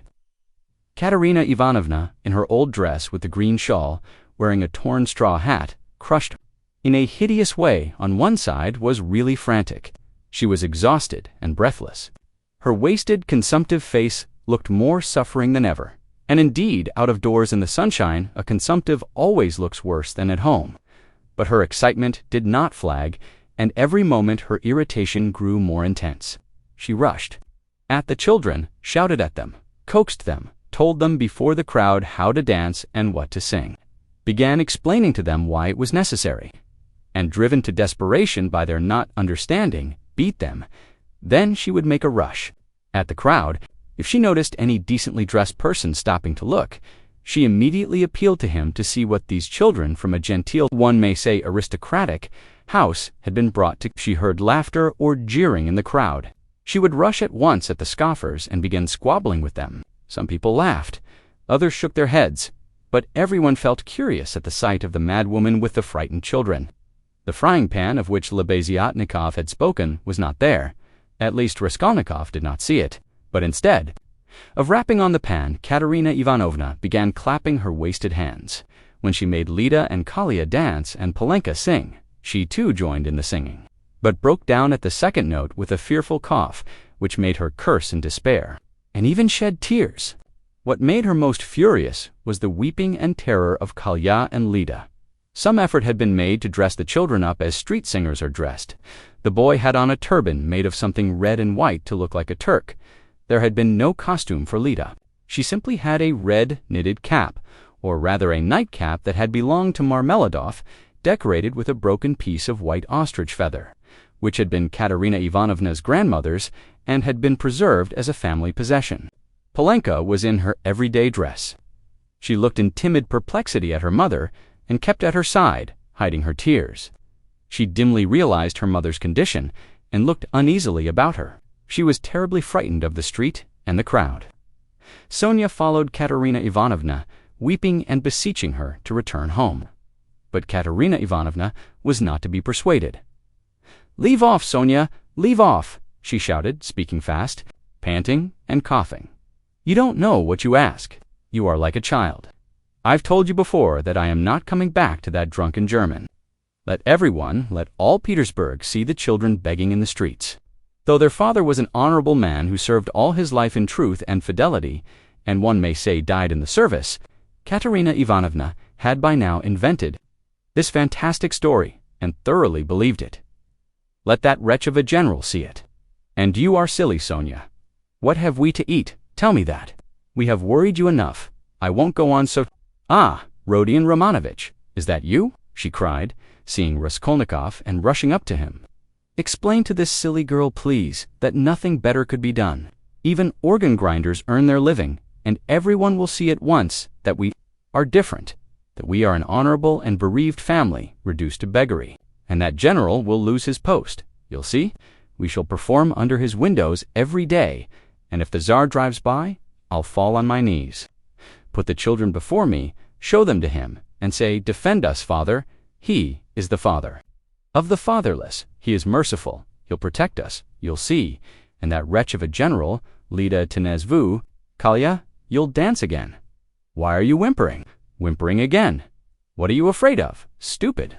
Goodness, what am I to do with them, Rodion Romanovich? If you only knew how stupid they are. What's one to do with such children? And she, almost crying herself, which did not stop her uninterrupted rapid flow of talk, pointed to the crying children. Raskolnikov tried to persuade her to go home, and even said, hoping to work on her vanity, that it was unseemly for her to be wandering about the streets like an organ grinder, as she was intending to become the principal of a boarding school. Boarding school, ha ha ha. A castle in the air, cried Katerina Ivanovna, her laugh ending in a cough. No, Rodion Romanovich, that dream is over. All have forsaken us. And that general, you know, Rodion Romanovich, I threw an inkpot at him. It happened to be standing in the waiting room by the paper where you sign your name. I wrote my name, threw it at him, and ran away. Oh, the scoundrels, the scoundrels. But enough of them. Now I'll provide for the children myself. I won't bow down to anybody. She has had to bear enough for us. She pointed to Sonia Polenka. How much have you got? Show me what. Only 2 farthings. Oh, the mean wretches. They give us nothing, only run after us, putting their tongues out. There, what is that blockhead laughing at? She pointed to a man in the crowd. It's all because Kalia here is so stupid. I have such a bother with him. What do you want? Polenka, tell me in French. Paulus mois, Francais. Why, I've taught you, you know, some phrases. Else, how are you to show that you are of good family, well-brought-up children, and not at all like other organ grinders? We aren't going to have a Punch and Judy show in the street, but to sing a genteel song? Ah, yes. What are we to sing? You keep putting me out, but we, you see, we are standing here, Rodion Romanovich, to find something to sing and get money, something Kalia can dance to, for, as you can fancy, our performance is all impromptu. We must talk it over and rehearse it all thoroughly, and then we shall go to Nevsky, where there are far more people of good society, and we shall be noticed at once. Lida knows my village only, nothing but my village, and everyone sings that. We must sing something far more genteel. Well, have you thought of anything, Polenka? If only you'd help your mother. My memory's quite gone, or I should have thought of something. We really can't sing in Hussar. Ah, let us sing in French. Cinq sous. I have taught it you, I have taught it you. And as it is in French, people will see at once that you are children of good family, and that will be much more touching. You might sing Marlborough s'en va tunger, for that's quite a child's song and is sung as a lullaby in all the aristocratic houses. Marlborough s'en va tunger c'est contre viendra. She began singing. But no, better sing Cinq sous. Now, Kalia, your hands on your hips. Make haste, and you, Lida, keep turning the other way. And Polenka and I will sing and clap our hands. Sing and clap our hands. Cinq sous, pour monter notre ménage. Cough, cough, cough. Set your dress straight, Polenka. It's slipped down on your shoulders, she observed, panting from coughing. Now, it's particularly necessary to behave nicely and genteelly, that all may see that you are well-born children. I said at the time that the bodice should be cut longer and made of 2 widths. It was your fault, Sonia, with your advice to make it shorter, and now you see the child is quite deformed by it. Why, you're all crying again. What's the matter, stupids? Come, Kalia, begin. Make haste, make haste. Oh, what an unbearable child. Cinq sous, a policeman again. What do you want? A policeman was indeed forcing his way through the crowd. But at that moment, a gentleman in civilian uniform and an overcoat, a solid-looking official of about 50 with a decoration on his neck, which delighted Katerina Ivanovna and had its effect on the policeman, approached and without a word handed her a green 3-ruble note. His face wore a look of genuine sympathy. Katerina Ivanovna took it and gave him a polite, even ceremonious bow. I thank you, honored sir, she began loftily. The causes that have induced us take the money, Polenka. You see, there are generous and honorable people who are ready to help a poor gentlewoman in distress. You see, honored sir, these orphans of good family, I might even say, of aristocratic connections, and that wretch of a general sat eating grouse and stamped at my disturbing him. Your Excellency, I said, protect the orphans, for you knew my late husband, Semyon Zaharovich, and on the very day of his death, the basest of scoundrels slandered his only daughter. That policeman again. "Protect me!" she cried to the official. "Why is that policeman edging up to me? We have only just run away from one of them." "What do you want, fool? It's forbidden in the streets. You mustn't make a disturbance. It's your making a disturbance. It's just the same as if I were grinding an organ. What business is it of yours? You have to get a license for an organ, and you haven't got one. And in that way you collect a crowd. Where do you lodge?" "What? A license?" wailed Katerina Ivanovna.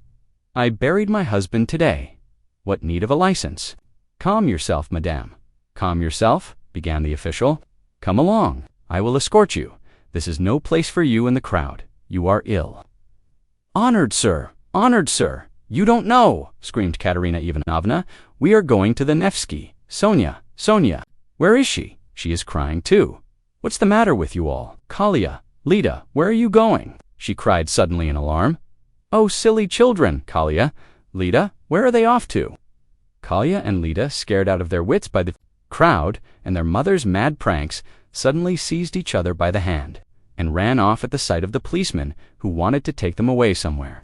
Weeping and wailing, poor Katerina Ivanovna ran after them. She was a piteous and unseemly spectacle as she ran, weeping and panting for breath. Sonia and Polenka rushed after them.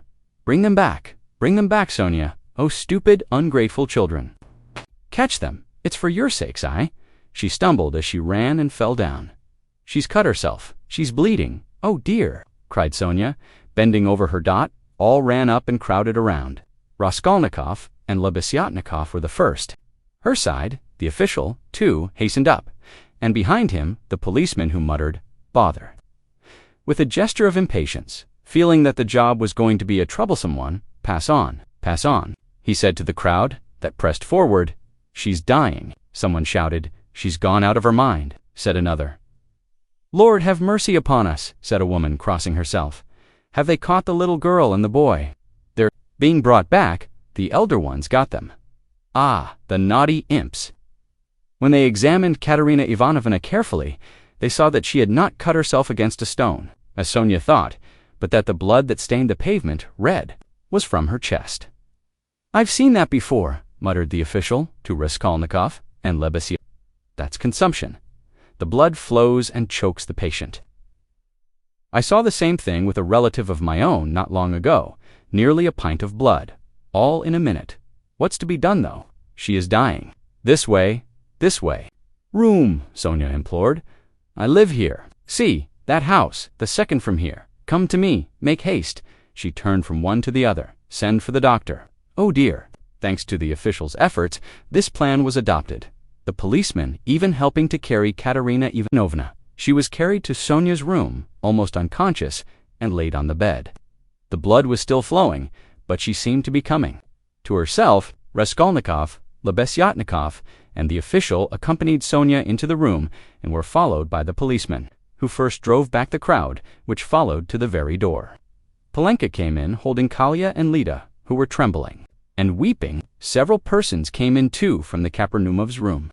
The landlord, a lame one-eyed man of strange appearance, with whiskers and hair that stood up like a brush, his wife, a woman with an everlastingly scared expression, and several open-mouthed children with wonder-struck faces.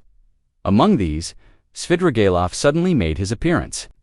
Raskolnikov looked at him with surprise, not understanding where he had come from, and not having noticed him in the crowd. A doctor and priest were spoken of.